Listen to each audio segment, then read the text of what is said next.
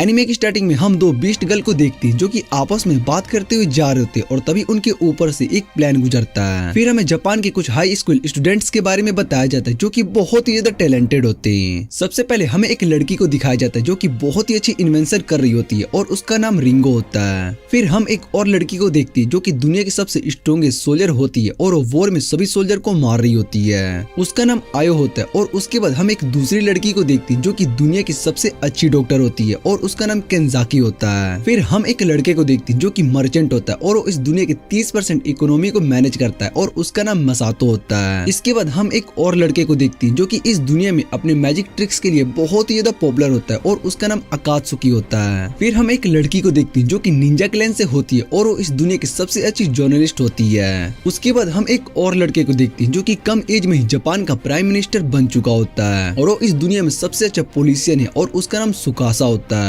वो सभी एक साथ प्लेन में सफर कर रहे होते और तभी उनका प्लेन क्रैश हो जाता है और जब सुकासा को होश आता है तो वो अपने सामने एक लड़की को देखता है। सुकासा उस लड़की से पूछता है कि मेरे साथ बाकी के लोग जो थे वो सब कहाँ पर है और वो लड़की सुकासा को बताती है कि तुम्हारे सभी दोस्त यहीं पर है। वो सभी इस समय रेस्ट कर रहे हैं और ये सुनने के बाद सुकासा अपने सभी दोस्तों को देखता है और उस लड़की को अपना नाम बताता है। फिर सुकासा उस लड़की से उसका नाम पूछता है और वो अपना नाम लूरी बताती है और वो सुकासा से कहती कि मैंने तुम्हारे लिए ये गोट सूप बनाया है। वो सुकासा को सूप पिलाने लगती है पर सुकासा मीट नहीं खा रहा होता है और लूरी से कहता है कि मेरे पास इतना ज्यादा स्ट्रेंथ नहीं है कि मैं इस मीट को खा सकूं। ये सुनने के बाद लूरी सुकासा से कहती है कि तुम्हें ठीक होने के लिए खाना खाना जरूरी है और इतना कहने के बाद वो उस मीट को उसके मुंह में डालकर सुकासा को खिलाने लगती है। ये देखकर सुकासा बहुत ही ज्यादा हैरान हो चुका होता है और वो सोच रहा होता है कि अगर मैंने इससे इसका रीजन पूछ लिया तो शायद से इसको बुरा लग सकता है। इसलिए सुकासा लूरी को थैंक्स कहता है और लूरी दोबारा से उसको सूप पिलाने के लिए जा ही रही होती है। तभी वहाँ पर एक दूसरी लड़की आ जाती है और वो सुकासा को होश में देखकर उसको अपना नाम विनोना बताती है और कहती है कि यहाँ पर सभी गेस्ट को देखने के लिए आई थी। सुकासा उन दोनों को अपनी और अपने दोस्तों की जान बचाने के लिए थैंक्स कहता है और सुकासा को इस तरह से बात करते देख विनोना सुकासा से कहती है कि तुम मेरे बेटे की एज के हो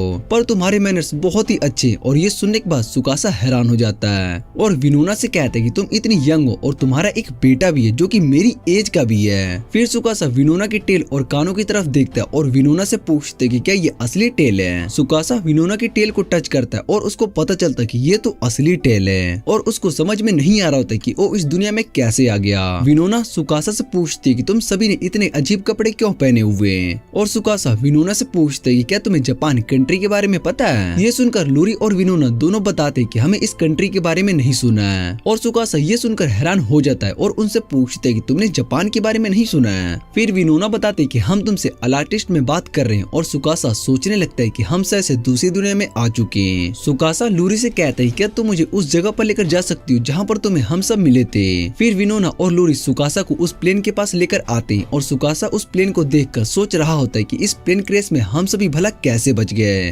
क्योंकि प्लेन तो पूरी तरीके से तबाह हो चुका है। और तभी वो प्लेन के ऊपर एक ड्रैगन को देखते हैं और विनोना बताती है कि बहुत ही दिनों बाद हमने ड्रैगन को देखा है। उस ड्रैगन को देखने के बाद सुकासा सोचता है कि शायद से हम सभी सच में दूसरी दुनिया में आ चुके हैं। उसके बाद रात को विलेज चीफ सुकासा और उसके दोस्तों के लिए पार्टी रखते हैं और सुकासा चीफ को थैंक्स कहता है कि आप सभी ने हमारी जान बचाई है। मसातो सुकासा से पूछते हैं कि क्या हम सभी सच में दूसरी दुनिया में आ चुके हैं और सुकासा उसको बताता है कि ये सच है। फिर मसातो कहता है कि अकात्सुकी को शायद से अभी भी यकीन नहीं हो रहा है और इधर अकात्सुकी बहुत ही ज्यादा डरा हुआ होता है और उन सभी बीस्ट ह्यूमंस को देखकर वो सोच रहा होता है कि ये सब क्या सच है। तभी उसके पास दो बच्चे आकर उसको डराने लगते हैं और लूरी उन दोनों से कहती है कि तुम्हें इस तरह से गेस्ट को नहीं डराना चाहिए। फिर सुकासा लूरी से पूछते है कि तुम यहाँ पर इतने ह्यूमंस अलग क्यों हो और लूरी बताते कि हम सभी बयूमा है जो कि बीस्ट ह्यूमन होते हैं और हमारे पास बहुत ही ज्यादा पावर होती है और यहाँ पर कुछ ऐसे ह्यूमंस भी है जो कि मैजिक का यूज कर पाते हैं, उन्हें हम हयूमा कहते हैं। और ये सुनने के बाद सुकासा कहता है कि इस दुनिया में मैजिक भी होता है और सिबुनो कहती है कि हमें इस दुनिया में अच्छे से इन्वेस्टिगेट करना चाहिए। इधर विनोना सभी के लिए बॉइल्ड पोटैटोस लेकर आती है लेकिन बच्चे देखकर ये खुश नहीं होते और कहते हैं कि क्या आज भी हम यही खाने वाले हैं। फिर विनोना उन्हें बताती कि आज बॉइल्ड पोटैटोस स्पेशल है और उसके बाद सुकासा उन पोटैटोस पर मेयोनीज लगा लेता है। मेयोनीज की वजह से पोटैटोस का टेस्ट बहुत ही बढ़ गया होता है और उन बच्चों को वो और भी ज्यादा अच्छा लगता है। फिर सुकासा एक पोटैटो लूरी को भी खाने के लिए देता है और लूरी को वो बहुत ही अच्छा लगता है। जिसके बाद विलेज शेफ और बाकी सब भी पोटैटोस को ट्राई करते हैं और उन सभी को भी वो बहुत ही अच्छा लगता है। विनोना उन सभी से कहती कि मैं तुम्हें उन 7 हीरोज की स्टोरी के बारे में बताना भूल गई जो कि दूसरी दुनिया से यहाँ पर आए थे। सुकासा विनोना से उस स्टोरी के बारे में पूछता है क्योंकि उसको लग रहा था कि हमारा इस दुनिया में आना उस स्टोरी से रिलेटेड हो सकता है। फिर विनोना बताती कि 7 हीरोज दूसरी दुनिया से यहाँ पर आकर इस दुनिया को इविल ड्रैगन से बचाएंगे, पर हमें ये नहीं पता कि ये स्टोरी सच है या फिर शायद से कोई फैंटेसी। सुकासा सोच रहा होता है कि हम भी टोटल 7 लोग हैं और उस स्टोरी में भी 7 हीरोज की बात हो रही है। तभी विनोना का बेटा एल्क गुस्से में कहता है कि ये सब झूठ है और वैसे भी हमें इन लोगों के लिए पार्टी करने की कोई जरूरत नहीं है जिन्हें हम ठीक से जानते भी नहीं है और हमारे गांव की हालत पहले ही बहुत ही खराब है। और ये सब सुनने के बाद विनोना एक एल्फ की तरफ गुस्से से देखने लगती है। ये देखकर एल्क वहां से चला जाता है और विनोना सुकासा और बाकी सभी से अपने बेटे के रूड बिहेवियर के लिए माफी मांगती है, जिस पर सुकासा उन सभी से कहता है कि आपको माफी मांगने की जरूरत नहीं है। और उसके बाद सुकासा अपने सभी दोस्तों से कहता है कि हमें 3 इम्पोर्टेंट काम करना होगा।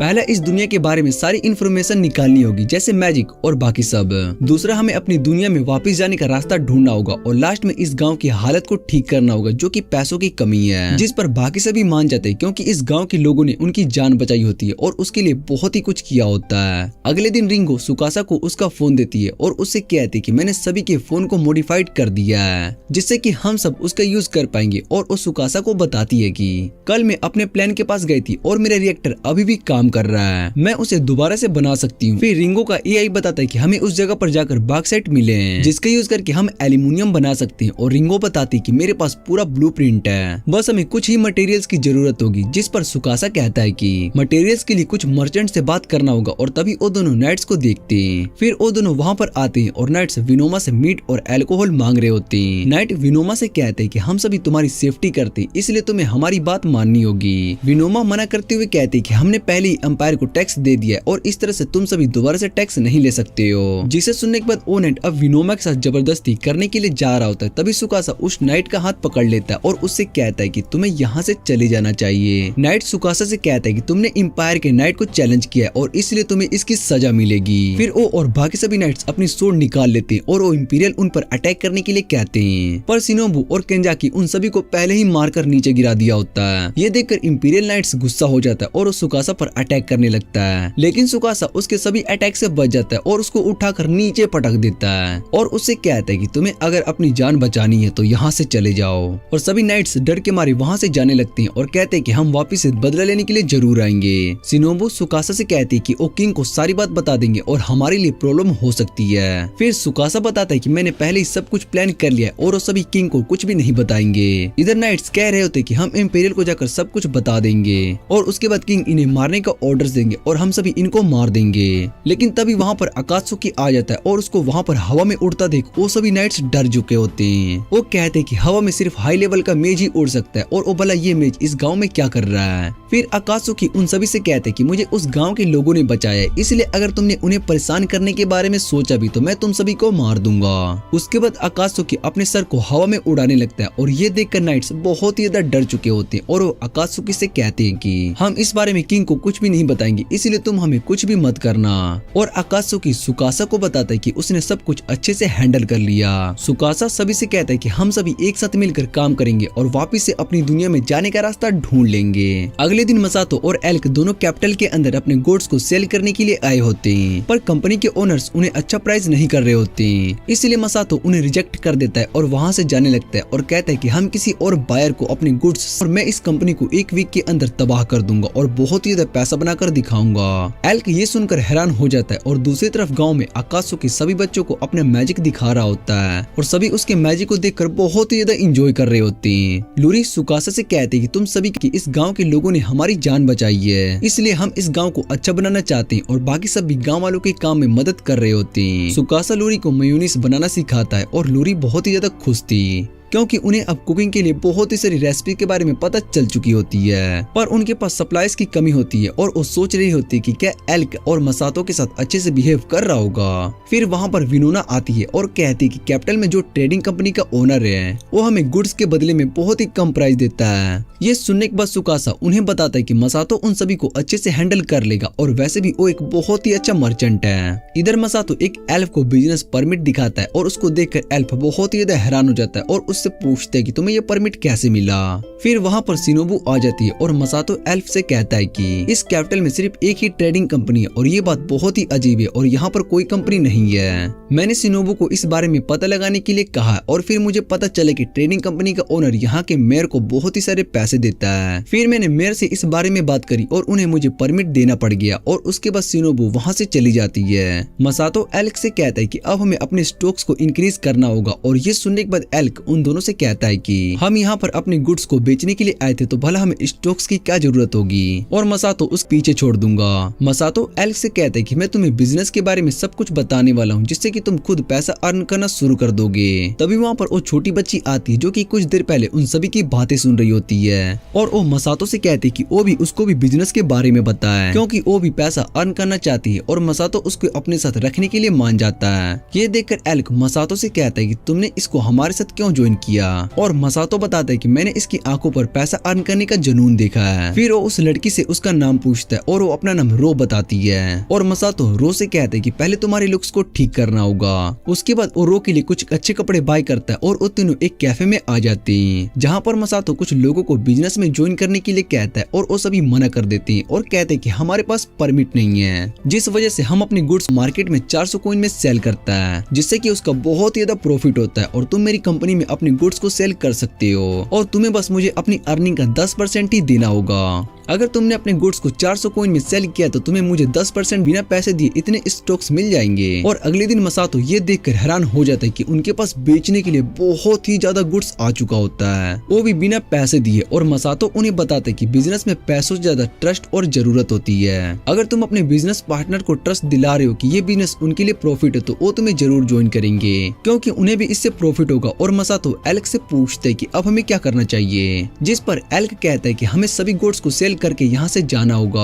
और उसका ये जवाब सुनकर मसातो उससे कहता है कि तुम 50% सही हो पर हम यहाँ पर कुछ और करने के लिए आए हैं। और रो से पूछता है कि जिस पर रो बताते है कि हमें शॉप में मदद करनी होगी जिससे कि हमारी अर्निंग बढ़ सके। और मसातो बताता है कि ये सही जवाब है और हम तीनों मिलकर अपने बिजनेस को बहुत ही एक्सपेंड करने वाले हैं जिससे कि हमारी कंपनी यहाँ पर सबसे बड़ी बन जाएगी। और उसके बाद वो सभी कस्टमर्स का वेट कर रहे होते हैं पर उनकी शॉप पर एक भी कस्टमर नहीं आता है और तभी कस्टमर्स आने शुरू भी हो जाते हैं। और मसातो उन सभी को अपने शॉप पर बुलाने लगता है। इतने सारे कस्टमर्स को देखकर रो पूछती है कि ये कैसे पोस्ट सप्लाईज गांव में आ चुके होते हैं। गांव वाले बहुत ही ज्यादा खुश होते हैं क्योंकि उन्हें इस बार बहुत ही ज्यादा सप्लाईज मिले होते हैं और इधर से वापस आएगा। मसातो की कंपनी के बारे में जकाई को भी पता चल गया होता है पर उसको इन सब से ज्यादा फर्क नहीं पड़ रहा होता है और वो कहता है कि कुछ दिनों के बाद उनके बिजनेस अपने आप ही खत्म हो जाएगा। इधर मसातो अगले दिन अपने शॉप पर मेयोनीज सेल कर रहा होता है और सभी कस्टमर्स मेयोनीज को देखकर अट्रैक्ट हो रहे होते हैं। उनकी सेल्स बहुत ही अच्छी हो रही होती है और तभी वहाँ पर एक नई बिजनेस मर्ज करता है। और जैसे ये बात जकाई को पता चलता है कि क्लाइस ने मिसातो को ज्वाइन कर लिया तो वो थोड़ा हैरान हो जाता है और कहता है कि अब हमें मसातो को कम्पीट करना होगा, उसके बिजनेस को भी खत्म करना पड़ेगा। दूसरी तरफ मसातो ने बहुत ही ज्यादा पैसे अर्न कर लिए होते हैं और मसातो एलेक्स से पूछते क्या तुम जकाई को लेकर परेशान हो। तभी वहाँ पर शिनोबू आ जाती है और फिट के बेचने के लिए आने वाले हैं। ये बहुत ही अच्छा आइडिया है। और उसके बाद मसातो और एक एल्फ दोनों विंडो से बाहर के लोगों को देखते हैं। मसातो बताता है कि ये सभी हमसे कम्पीट करने के लिए आए हैं और उन्हें देखकर मसातो बहुत ही एक्साइटेड हो जाता है। उसके बाद हम सुकासा को देखते हैं जो कि रेंगो के पास आया होता है और रिंगो ने एक सवाल बनाया होता है जिसे देखकर सुकासा सोचने लगता है कि रिंगो बहुत ही प्रोसेस कर रही है। और रिंगो बताती है कि मैंने ये सवाल इसलिए बनाया था कि गांव वाले इसका यूज कर सके।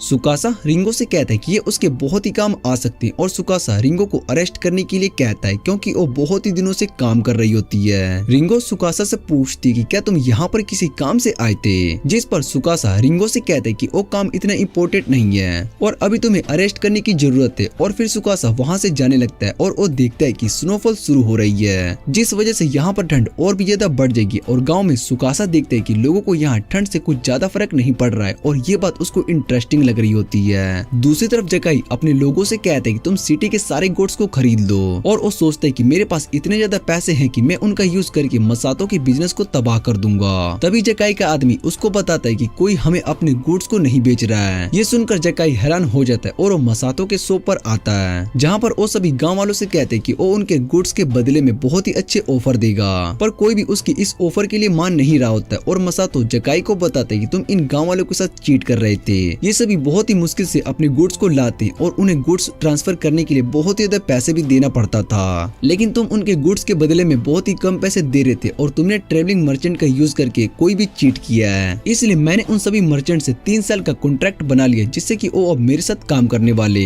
फिर जकाई गाँव वालों से रिक्वेस्ट करने लगता है कि वो सभी उसको मना कर दे और उससे कहता है कि हम मिसातो के साथ ही अपना बिजनेस करेंगे। और मिसातो जकाई को समझाता है कि बिजनेस में सबसे इम्पोर्टेंट ट्रस्ट होता है, लेकिन तुमने इन सभी के ट्रस्ट को तोड़ दिया है, इसलिए ये सब तुम्हारे साथ काम नहीं करने वाले और तुम्हें खुद अपनी कंपनी को तबाह कर दिया है। लेकिन मैं तुम्हारी मदद कर सकता हूँ, जिसके बदले में तुम्हें मुझे बहुत ही सारे पैसे देने पड़ेंगे। और ये सुनने के बाद जकाई डरने लगता है। इधर एल्क सोच रहा होता है कि मसातो ने सच में एक वीक के अंदर जकाई की कंपनी को खत्म कर दिया है। जिसके बाद मसातो और रो दोनों साथ में खेल रहे होते हैं और तभी एल्क मसातो से पूछता है कि तुमने जकाई की कंपनी को पूरी तरीके से तबाह क्यों नहीं किया।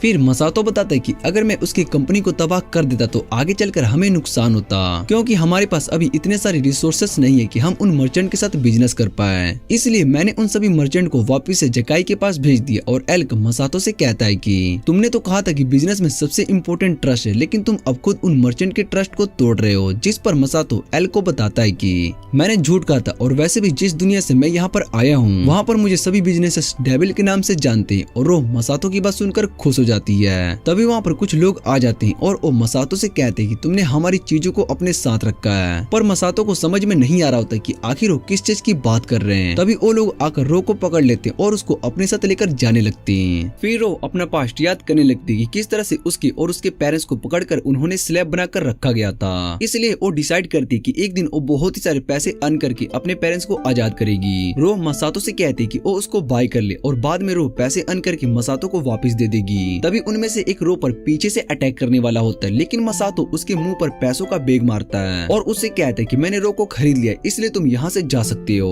वो सभी पैसे लेकर वहाँ से चले जाते हैं और रो मसातो के पास आकर रोने लगती है। एल्क मसातो से कहते हैं कि तुमने रो के लिए बहुत ही ज्यादा पैसे दिया है। और मसातो बताता है कि उसको पैसे का यूज करना अच्छे से आता है। उन लोगों को नहीं पता कि उन्हें कितना बड़ा लॉस हुआ है। और एल्क भी इस बात से बहुत ही ज्यादा खुश था कि रो अब स्लैब नहीं है। इधर सुकासा काम कर रहा होता है और शिनोबु उसको बताता है कि मसातो वापिस से गाँव आ रहा है और उसने यहाँ की ट्रेडिंग कंपनी को हरा दिया है। सुकासा बताता है कि मसातो एक अच्छा बिजनेसमैन है, इसलिए मुझे पहले से ही पता था कि वो जीतने वाला है। शिनोबु सुकासा को बताते हैं कि यहाँ पर बहुत ही तरह की मैजिक भी यूज होता है और जो इस कंट्री में मैजिक का यूज करता है वो मेज ऑफिसर है, पर अभी कुछ ऐसा भी पता नहीं चल रहा है। फिर सुकासा शिनोबु से समनिंग मैजिक के बारे में पूछता है और शिनोबु बताते हैं कि यहाँ के रिकॉर्ड्स को खत्म कर दिया गया है, जिस वजह से मुझे समन मैजिक के बारे में कुछ भी नहीं पता चल पाया। और सुकासा कहता है कि हमारे लिए उस मैजिक का पता करना सबसे इम्पोर्टेंट है, क्योंकि उस मैजिक की मदद से हम वापिस से अपनी असली दुनिया में जा सकते हैं। उसके बाद सुकासा उन 7 हॉर्स के बारे में पूछता है और शिनोबु बताते हैं कि उन 7 हॉर्स को यहाँ पर 7 लाइट्स ऑफ पाथ माना जाता है और यहाँ के गॉड समझते थे, पर उनके जाने के बाद अंपायर ने यहाँ के सभी रिलीजन को खत्म कर दिया, क्योंकि उनका मानना था कि अंपायर सबसे बड़ा खतरा है और इस दुनिया में ट्रेवल करने के लिए हमें एक परमिट की जरूरत होती है और हमें वो परमिट यहाँ के नोबल फिंडोल्फ के पास मिल सकती है। लेकिन फिंडोल्फ बहुत ही घटिया इंसान है और ओकाई सुकासा से कहती कि हमारा काम पूरा हो चुका है। और शिनोबु सुकासा से पूछती कि तुम यहाँ पर क्या कर रही हो, जिस पर सुकासा बताता है कि वो बस पब्लिक सर्विस के लिए काम कर रहा है। और उसके बाद हम देखते हैं कि सुकासा और बाकी सभी ने यहाँ पर हॉट स्प्रिंग बनाया होता है। विनोना को हॉट स्प्रिंग बहुत ही अच्छा लगता है और उसके बाद वहाँ पर लूरी आ जाती है और वो सुकासा के हाथ पर एक ऑयल लगा रही होती है, क्योंकि सुकासा को काम करते टाइम चोट लग गई होती है और लूरी बताती है कि इस ऑयल से उसका हाथ ठीक हो जाएगा। तभी वहाँ पर आकाशुकी आता है और सुकासा उसको बताता है कि जंगल में एक मोस्टर ने गाँव वालों पर अटैक कर दिया है, जिसे सुनने के बाद सभी जंगल की तरफ भागने लगते हैं और इधर एल्क भी बाकी सभी के साथ गाँव वापिस आ रहा होता है। तभी उसको फील होता है कि कुछ गलत होने वाला है और इधर ओकाई देखती है कि सामने एक मोस्टर जिसे वो एक ही अटैक में मार देती है। फिर सुकासा बाकी सभी गाँव वालों से पूछते है कि क्या वो ठीक है और दूसरी तरफ ओकाई उस मोस्टर से लड़ रही होती है। विनोना विलेज के शेफ को देखती जिनकी हालत बहुत ही खराब होती है और उन्हें चोट बहुत ज्यादा लगी होती है। केंजाकी सुकासा से कहती कि वो उन्हें 1 घंटे में ठीक कर देगी और दूसरी तरफ ओकाई उस मोस्टर को मार देती है। केंजाकी विलेज के चीफ का ऑपरेशन करना शुरू कर देती है और उन सभी ऑर्गन्स को ठीक करने के बाद वो उनके हार्ट को पंप करती है, जिससे कि विलेज की चीफ की सांसें चलने लगती है और किंजाकी उनकी बॉडी को स्टिच कर देती है। इधर बाकी सभी किंजाकी के स्किल को देखकर बहुत ही इंप्रेस हो चुके होते हैं। किंजाकी बताते कि विलेज चीफ 3 दिन में ठीक हो जाएंगे और दूसरी तरफ मसातो और बाकी सभी गांव में वेट कर रहे होते हैं कि तभी वहाँ पर इंपीरियल नाइट्स आ जाते और उन नाइट्स का लीडर जिसका नाम इंजाकी होता है वो उन सभी को पकड़ने का ऑर्डर देता है और उसके बाद मसातो उससे पूछते है कि तुमने हमें क्यों अरेस्ट किया है, जिस पर इंजागी उससे कहता है कि तुमने यहाँ के लॉस को तोड़ा है और गलत तरीके से पैसों को अर्न किया है। ये सुनने के बाद मसातो उससे कहता है कि मेरे पास सारे डॉक्यूमेंट्स हैं और इंजाकी बताता है कि इस गोल्ड कॉइन पर इंपीरियल ड्रैगन का मार्क है और तुम सभी का क्राइम है कि ये तुमने इस कॉइन को टच किया, इसलिए तुम्हें सजा दी जाएगी। और अकात्सुकी उसकी बात को सुनकर बहुत ही गुस्सा हो रहा होता है और जब बाकी सभी वापस गाँव में आते हैं तो वो देखते हैं कि उनके घर को किसी ने जला दिया होता है और सुकासा सभी से कहता है कि कोई भी इस आग के अंदर नहीं जाएगा, ये बहुत ही खतरनाक है। और विनोना पूछती है कि बाकी सभी लोगों का क्या हुआ होगा और सुकासा उन्हें बताता है कि हमें परेशान होने की जरूरत नहीं है, उन सभी के साथ एक ऐसा आदमी है जिसे पकड़ना आसान नहीं है। और वहाँ पर अकात्सुकी आ जाता है और उसने सभी गाँव वालों को भी बचा लिया होता है। फिर मसातो बताता है कि इंपीरियल नाइट्स को यहाँ पर फिंडोल्फ ने भेजा था और सुकासा देखते है कि वहाँ पर लूरी नहीं है और वो समझ जाता है कि नाइट्स लूरी को अपने साथ ले गए हैं। उसके बाद सभी सोचने लगते हैं कि शायद से लूरी को किडनैप कर लिया गया और एल्क कहता है कि वो लूरी को वापस लाने जा रहा है, जिस पर सुकासा उससे कहता है कि तुम्हें क्या लगता है कि तुम लूरी को वापस लाओगे और तुम्हारे लिए ऐसा आसान होगा। अगर तुमने उसको वापस लाया तो फिंडोल्फ लूरी को पकड़ने के लिए दोबारा से आर्मी भेजेगा और इससे वॉर शुरू हो सकती है। मुझे लगता है कि फिंडोल्फ को बस लूरी चाहिए और उसको इस गाँव से कोई भी मतलब नहीं है, इसलिए हम लूरी के बदले में फिंडोल्फ से इस गाँव के लिए नेगोशिएट कर सकते हैं। ये सुनने के बाद एल्क और बाकी सभी गाँव वाले गुस्सा हो जाते हैं और एल्क सुकासा से कहते हैं कि तुम्हारा दिमाग खराब हो चुका है। सुकासा एल्क से कहते हैं कि वो भी ये नहीं चाहता और विनोना कहती है कि सुकासा सही कह रहा है, हम फिंडोल्फ का सामना नहीं कर सकते, लेकिन हमें लूरी को वापस लाना होगा क्योंकि वो हमारी फैमिली की तरह ही है और हम ये प्रूफ कर देंगे कि हम भी ह्यूमंस हैं और हम अपने साथी को ऐसे नहीं छोड़ सकते, इसलिए हमें तुम सभी की मदद चाहिए। और सुकासा उनसे कहता है कि मुझे लगता है कि तुम सब सिर्फ सर्वाइव करना चाहते हो। विनोना बताती है कि हमारा सर्वाइव करना इम्पोर्टेंट है और हम बस एक साथ ही सर्वाइव करना चाहते हैं। ये सुनने के बाद सुकासा उन्हें बताता है कि इसमें बहुत ज्यादा रिस्क है और ये वॉर शुरू हो सकती है और अगर ये शुरू हो गई तो खत्म नहीं होने वाली और तुम्हें उसके लिए अपनी जान भी खतरे में डालनी होगी, जिस पर सभी गांव वाले मान जाते हैं। और सुकासा उन सभी से कहते हैं कि मैं तुम्हारी इस दुनिया में डेमोक्रेसी लाने वाला हूँ और उसके लिए मैं इस दुनिया को 500 साल आगे ले जाऊंगा। दूसरी तरफ लूरी के पास फिंडोल्फ आता है और इंजाकी से पूछते है कि ये कौन है, जिस पर इंजाकी बताता है कि ये एल्फ हमें उस गाँव में मिली थी और इसको मैं अपने साथ लेकर आया हूँ। फिंडोल्फ इंजाकी से कहता है कि मैं तुम्हें इसके लिए बहुत ही बड़ा रिवॉर्ड दूंगा। और लूरी को याद आता है कि फिंडोल्फ ने उससे कहा था कि अगर वो उसकी बात मानती है तो फिंडोल्फ उसके गाँव वालों को कुछ भी नहीं करेगा और अपने गाँव को बचाने के लिए लूरी खुद को सेक्रीफाइस करने के लिए भी रेडी हो जाती है। जैसे ही फिंडोल्फ लूरी को किस करने वाला होता ही है तभी लूरी के अंदर से मैजिक पावर्स बाहर आती है और उस मैजिक की वजह से फिंडोल्फ दूर जाकर गिरता है। वो इंजाकी से पूछते कि ये सब किसने किया और इंजाकी कहता है कि मुझे इस बारे में नहीं पता कि ये मैजिक क्या कर सकती है। फिंडोल्फ कहता है कि वो इस एल्फ से बाद में बदला लेगा। और दूसरी तरफ सुकासा और बाकी सभी फिंडोल्फ के कास्टल के बाहर आ चुके होते हैं। सुकासा रिंगो को अटैक करने के लिए कहता है और रिंगो अपने कैनन से कास्टल पर अटैक करती है, जिससे कि पूरा कास्टल ही हिलने लगता है और उस अटैक से कास्टल की दीवार भी टूट चुकी होती है। सभी गांव वाले कास्टल के अंदर अटैक करने के लिए आ जाते हैं और इंजाकी को एक नाइट बताता है कि उस गांव के सभी लोगों ने कास्टल पर अटैक कर दिया है। और इंजाकी सभी नाइट्स को अटैक करने के लिए कहता है और वो सभी एरो से अटैक करते हैं, लेकिन गांव वालों के पास एक शील्ड होती है जिससे कि वो एरोस उन्हें नहीं लगती है। और ये देखकर इंजाकी सोच रहा होता है कि इनके पास ये शील्ड कहाँ से आ गई। फिर मसातो कहता है कि इस शील्ड को दुनिया के बेस्ट इन्वेंटर ने बनाया और ये जिस मटेरियल से बनी हुई है वो बहुत ही ज्यादा हल्के और स्ट्रॉन्ग होते हैं। इस मटेरियल का यूज हम अपनी दुनिया में प्लेन्स और एयर शिप बनाने के लिए करते हैं। और सभी गांव वाले सोल्जर्स से फाइट कर रहे होते हैं। आयो भी उन सभी नाइट्स को आसानी से हरा रही होती है और विनोनो उन सभी से कहती है कि मैं तुम्हें हंटर की रियल पावर दिखाने वाली हूँ। और आयो विनोमा से पूछती है कि तुम इतनी अच्छी फाइटर कब से बन गई। और विनोना उसको बताती कि शादी से पहले वो एक हंटर थी। वो दोनों मिलकर सभी नाइट से लड़ने लगते हैं। और इधर सुकासा शिनोबु के साथ कास्टल में आ चुका होता है और शिनोबु सुकासा से कहती कि मैंने इस कास्टल के सभी रास्तों के बारे में पता लगा लिया है। तभी उन सभी पर एक अटैक होता है, लेकिन शिनोबु सुकासा को बचा लेती है। और उसके बाद वहाँ पर एक आदमी आता है और उन दोनों से कहता है कि मैं मेज ऑफिसर हूँ और इससे आगे तुम दोनों कहीं भी नहीं जा सकते हो। बाहर सभी नाइट्स एक फॉर्मेशन बना लेते हैं जिससे कि वो उन सभी गांव वालों के अटैक से बच सके। तभी मसातो कहता है कि अब मैजिशियन अब तुम्हें अपना कमाल दिखाने वाले। फिर वहाँ पर अकात्सुकी आ जाता है और उसको हवा में उड़ता देख सभी डरने लगते हैं और अकात्सुकी वहाँ पर कुछ नाइट्स को मरा हुआ देखकर घबराने लगता है। फिर वो सोचता है कि अगर मैंने कुछ भी नहीं किया तो सभी लोग मारे जाएंगे। और इतना कहने के बाद वो वहाँ पर स्मोक बम फेंक देता है और सभी से कहता है कि इस स्मोक में पॉइजन है, जिसे सुनकर सभी नाइट्स वहाँ से भागने लगते हैं। और इंजाकी सोच रहा होता है कि अभी तक मेज ऑफिसर यहाँ पर क्यों नहीं आया। दूसरी तरफ शिनोबू मेज ऑफिसर के सभी अटैक से बच गई होती है और मेज ऑफिसर उससे पूछता है कि तुम भला मेरे अटैक से कैसे बच रहे हो, और शिनोबू बताती है कि बहुत ही आसान है, तुम अपनी स्टिक को जिस तरफ करते हो वहीं पर अटैक होता है और इससे तुम्हारे सारे अटैक्स बच गए। ओ मैं शिनोबू से पूछता है कि तुम्हें भला इसके बारे में कैसे पता चला, जिस पर शिनोबू बताती कि मैं सबसे बेस्ट जर्नलिस्ट हूँ, इसलिए मैंने पहले ही तुम्हारे बारे में सब कुछ पता कर लिया है। और उसके बाद वो मेज को शॉक देकर बेहोश कर देती है। तभी वहाँ पर इंजाकी आ जाता है और शिनोबू सुकासा से कहती है कि तुम आगे जाओ, मैं इन सभी को मैनेज करूंगी। और इधर सुकासा लूरी के पास जाता है और जैसे ही वो आजाद करने के लिए उसके पास जा ही रहा होता है कि तभी एडोल्फ उन पर अपनी गन से सुकासा को शूट कर देता है, जिसके बाद सुकासा वहीं पर गिर जाता है। और फिंडोल्फ लूरी की तरफ देखकर उससे कहता है कि ये अब तुम्हारी वजह से हो रहा है। फिर वो उसको मोलेस्ट करने की कोशिश करता है और तभी सुकासा खड़ा हो जाता है और फिंडोल्फ को लूरी से दूर हटने के लिए कहता है। फिंडोल्फ ये देखकर हैरान था कि सुकासा को कुछ भी नहीं हुआ है और सुकासा उस बुलेट को निकाल कर फेंकता है और बताता है कि ये सूट बुलेट प्रूफ है। उसके बाद सुकासा अपनी गन को फायर करता है, जिससे कि फिंडोल्फ के हाथ से उसका नाइफ गिर जाता है। और फिंडोल्फ अब सुकासा के हाथ में गन को देखकर बहुत ही ज्यादा डरने लगता है। वो सुकासा से कहता है कि तुम इस एल्फ को अपने साथ लेकर जा सकते हो,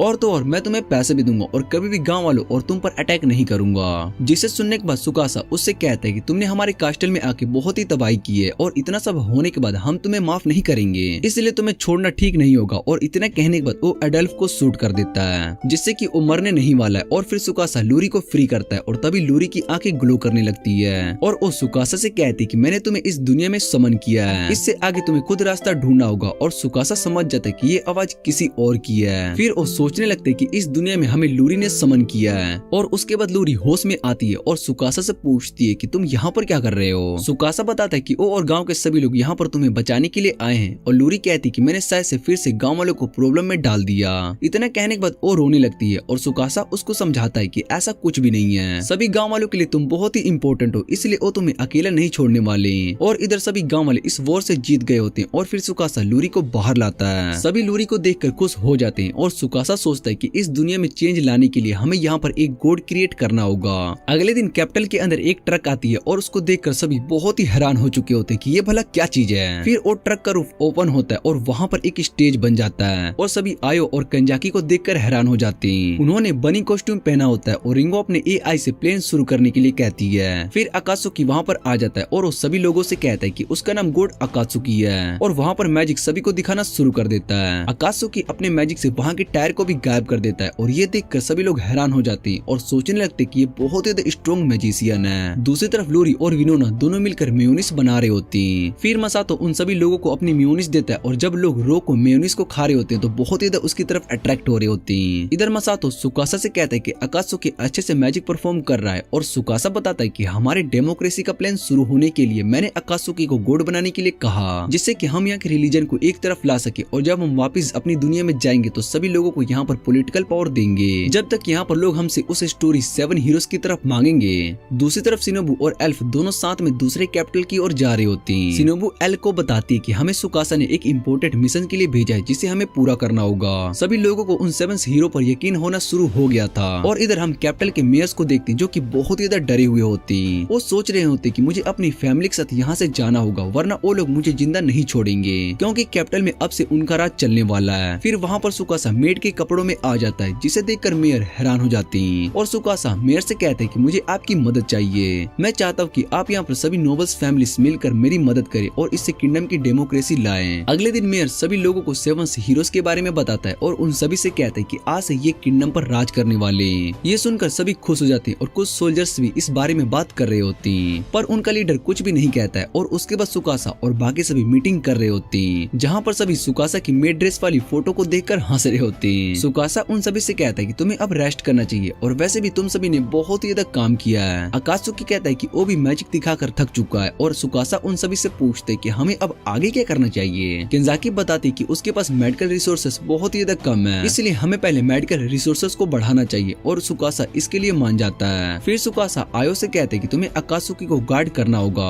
क्योंकि वो सभी का हेड है और आयो सुकासा की बात मान लेती है। सुकासा रिंगो से पूछते कि क्या वो यहाँ पर किस तरह से पावर सोर्स बना सकती है और रिंगो बताती कि वो एक थर्मल पावर प्लांट बना सकती है, पर उसके लिए कुछ चीजों की जरूरत होगी। और सुकासा मसातो से कहता है कि रिंगो को जिस चीज की जरूरत होगी तुम उसे प्रोवाइड करोगे। मसातो बताता है कि उसने बहुत ही सारे पैसे अर्न किए जिसके यूज करके वो रिसोर्सेस खरीद सकता है, पर सबसे इम्पोर्टेंट हमारे पास ज्यादा ज्यादा गार्ड्स नहीं है और सुकासा कहता है कि मैंने इस काम के लिए एक परफेक्ट इंसान को ढूंढ लिया है। इधर हम उस नाइट को देखते हैं और उसका नाम जस्ट होता है। वो बाकी के नाइट से कहता है कि मैं अब अपनी जॉब को रिजाइन करके जा रहा हूँ। तभी वहाँ पर सुकासा आ जाता है और वो जस्ट से कहता है कि क्या तुम सिल्वर नाइट हो, जिस पर जस्ट मना कर देता है और बताता है कि मैंने रिजाइन कर दिया, इसलिए अब मैं नाइट नहीं हूँ। और उसके बाद सुकासा जस्ट से रिजाइन करने का रीजन पूछता है, जिस पर जस्ट बताता है कि मेरे रिजाइन करने की वजह 7 हीरोज हैं। उन्होंने इस सिटी को जीत लिया और अब से वो यहाँ पर राज करने वाले और कुछ टाइम के बाद एम्पायर में वॉर होने के लिए कैपिटल में आएगा, इसलिए मैं अपनी जॉब को छोड़ रहा हूँ। और वैसे भी यहाँ पर डेमोक्रेसी की कोई भी अपना डिसीजन नहीं ले सकता। फिर सुकासा मसातो के पास आ जाता है और मसातो सुकासा से पूछते कि क्या तुम्हारा काम हो गया। सुकासा बताता है कि उसने मना कर दिया और मसातो सुकासा से कहता है कि क्या हमें उसकी जगह पर किसी और को हायर करना होगा। फिर सुकासा बताता है कि उस पोजीशन के लिए वही इंसान सही है। और अगले दिन जस्ट अपने घर के बाहर लकड़ियों को काट रहा होता है। तभी वहाँ पर सुकासा आ जाता है और उसको वहाँ पर देखकर जस्ट उससे पूछते कि तुम तो मेरे पीछे ही पड़ गए। फिर सुकासा जस्ट कहते कि मैं तुम्हें अपनी पूरी बात नहीं बता पाया था। और तभी जस्ट की बेटी वहाँ पर आ जाती है। उसके बाद जस्ट बताता है कि उसकी वाइफ के मरने के बाद उसकी बेटी ही बच गई है, इसलिए अब वो अपनी बेटी के साथ अपना टाइम स्पेंड करना चाहती।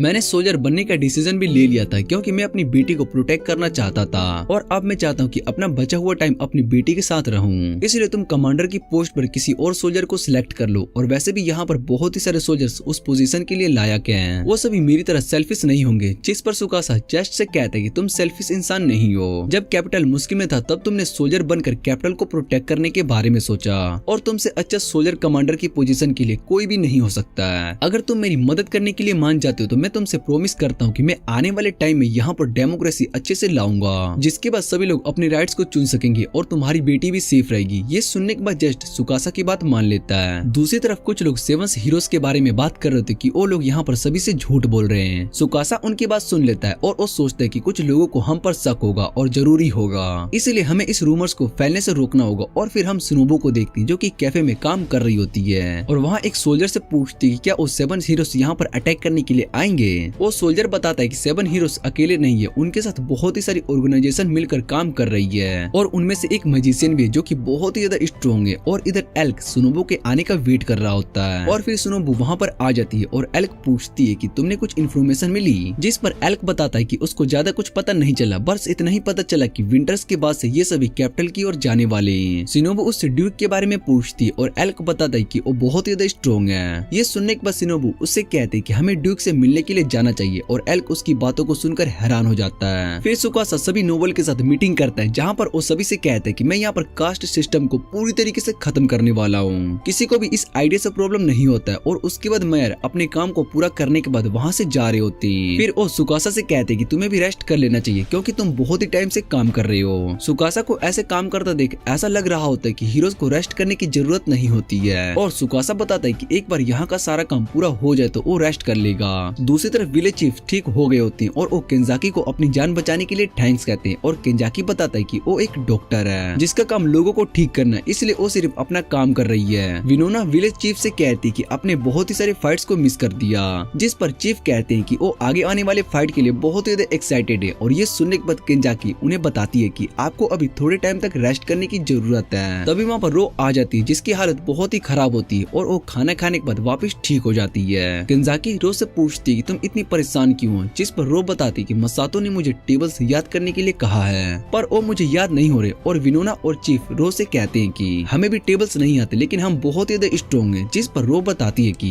अगर उसको टेबल्स नहीं आएंगे तो वो आगे चलकर बिजनेस में कुछ भी नहीं सीख पाएगी। केंजाकी उसको बताती है कि तुम टाइम के साथ टेबल सीख जाओगी, इसलिए तुम्हें परेशान होने की जरूरत नहीं है। इधर रिंगो ने भी अपने थर्मल प्लांट को बना लिया होता है और वो सुकासा से कहते हैं कि मैं अपने न्यू प्रोजेक्ट पर काम करने के लिए जा रही हूँ। सुकासा उसको थैंक्स कहता है और फिर मसातो सुकासा से पूछती है कि तुम्हारा अगला प्लान क्या है, जिस पर सुकासा बताता है कि मैं गन बनाना चाहता हूँ जिसे हम यहाँ के लोगों को दे सके ताकि वो सेल्फ इंडिपेंडेंट हो सके। अगर उन्हें फ्रीडम ऐसे ही मिल गई तो वो उसके बारे में ज्यादा नहीं सोचेंगे। हमें अपने एयर डिफेंस को भी स्ट्रॉन्ग बनाना होगा क्योंकि सुनोबू ने मुझे बताया था कि कुछ कंट्री में ऐसे भी मेज ऑफिसर्स हैं जो कि आसमान से अटैक करते हैं, इसलिए हमें उनके लिए रेडी होना होगा। और तभी वहाँ पर लूरी आ जाती है और सुकासा लूरी से पूछते है कि तुम अभी तक गाँव क्यों नहीं गई, जिस पर लूरी बताती है कि वो यहाँ पर सभी की मदद कर रही है। और ये सुनकर सुकासा को अच्छा लगता है। फिर लूरी सुकासा को लंच करने के लिए पूछती है पर सुकासा मना कर देता है और बताता है कि मुझे अभी काम है। इतना कहने के बाद वो वहाँ से चला जाता है और लूरी मसातो से पूछती है क्या वो सुकासा मुझे इग्नोर कर रहा है। फिर मसातो लूरी को बताता है कि सुकासा अभी गिल्ट गिल्ट में है क्योंकि जब वो पूरा गांव तुम्हें बचाने के लिए बात कर रहा था तब उसने इसके लिए मना कर दिया था। फिर लूरी कहते कि उसने भी अपने आप को सेक्रीफाइस करने का सोच लिया था और वैसे भी सुकासा ये सब गांव वालों के लिए ही कर रहा था, इसमें उसकी कोई भी गलती नहीं है। और फिर मसातो उसको बताता है कि सुकासा ऐसा ही है और दूसरों को प्रोटेक्ट करने के लिए कुछ भी सेक्रीफाइस कर सकता है, इसलिए तुम उसको थोड़ा टाइम दो, गिल्ट खत्म होने के बाद वो वापस से नॉर्मल हो जाएगा।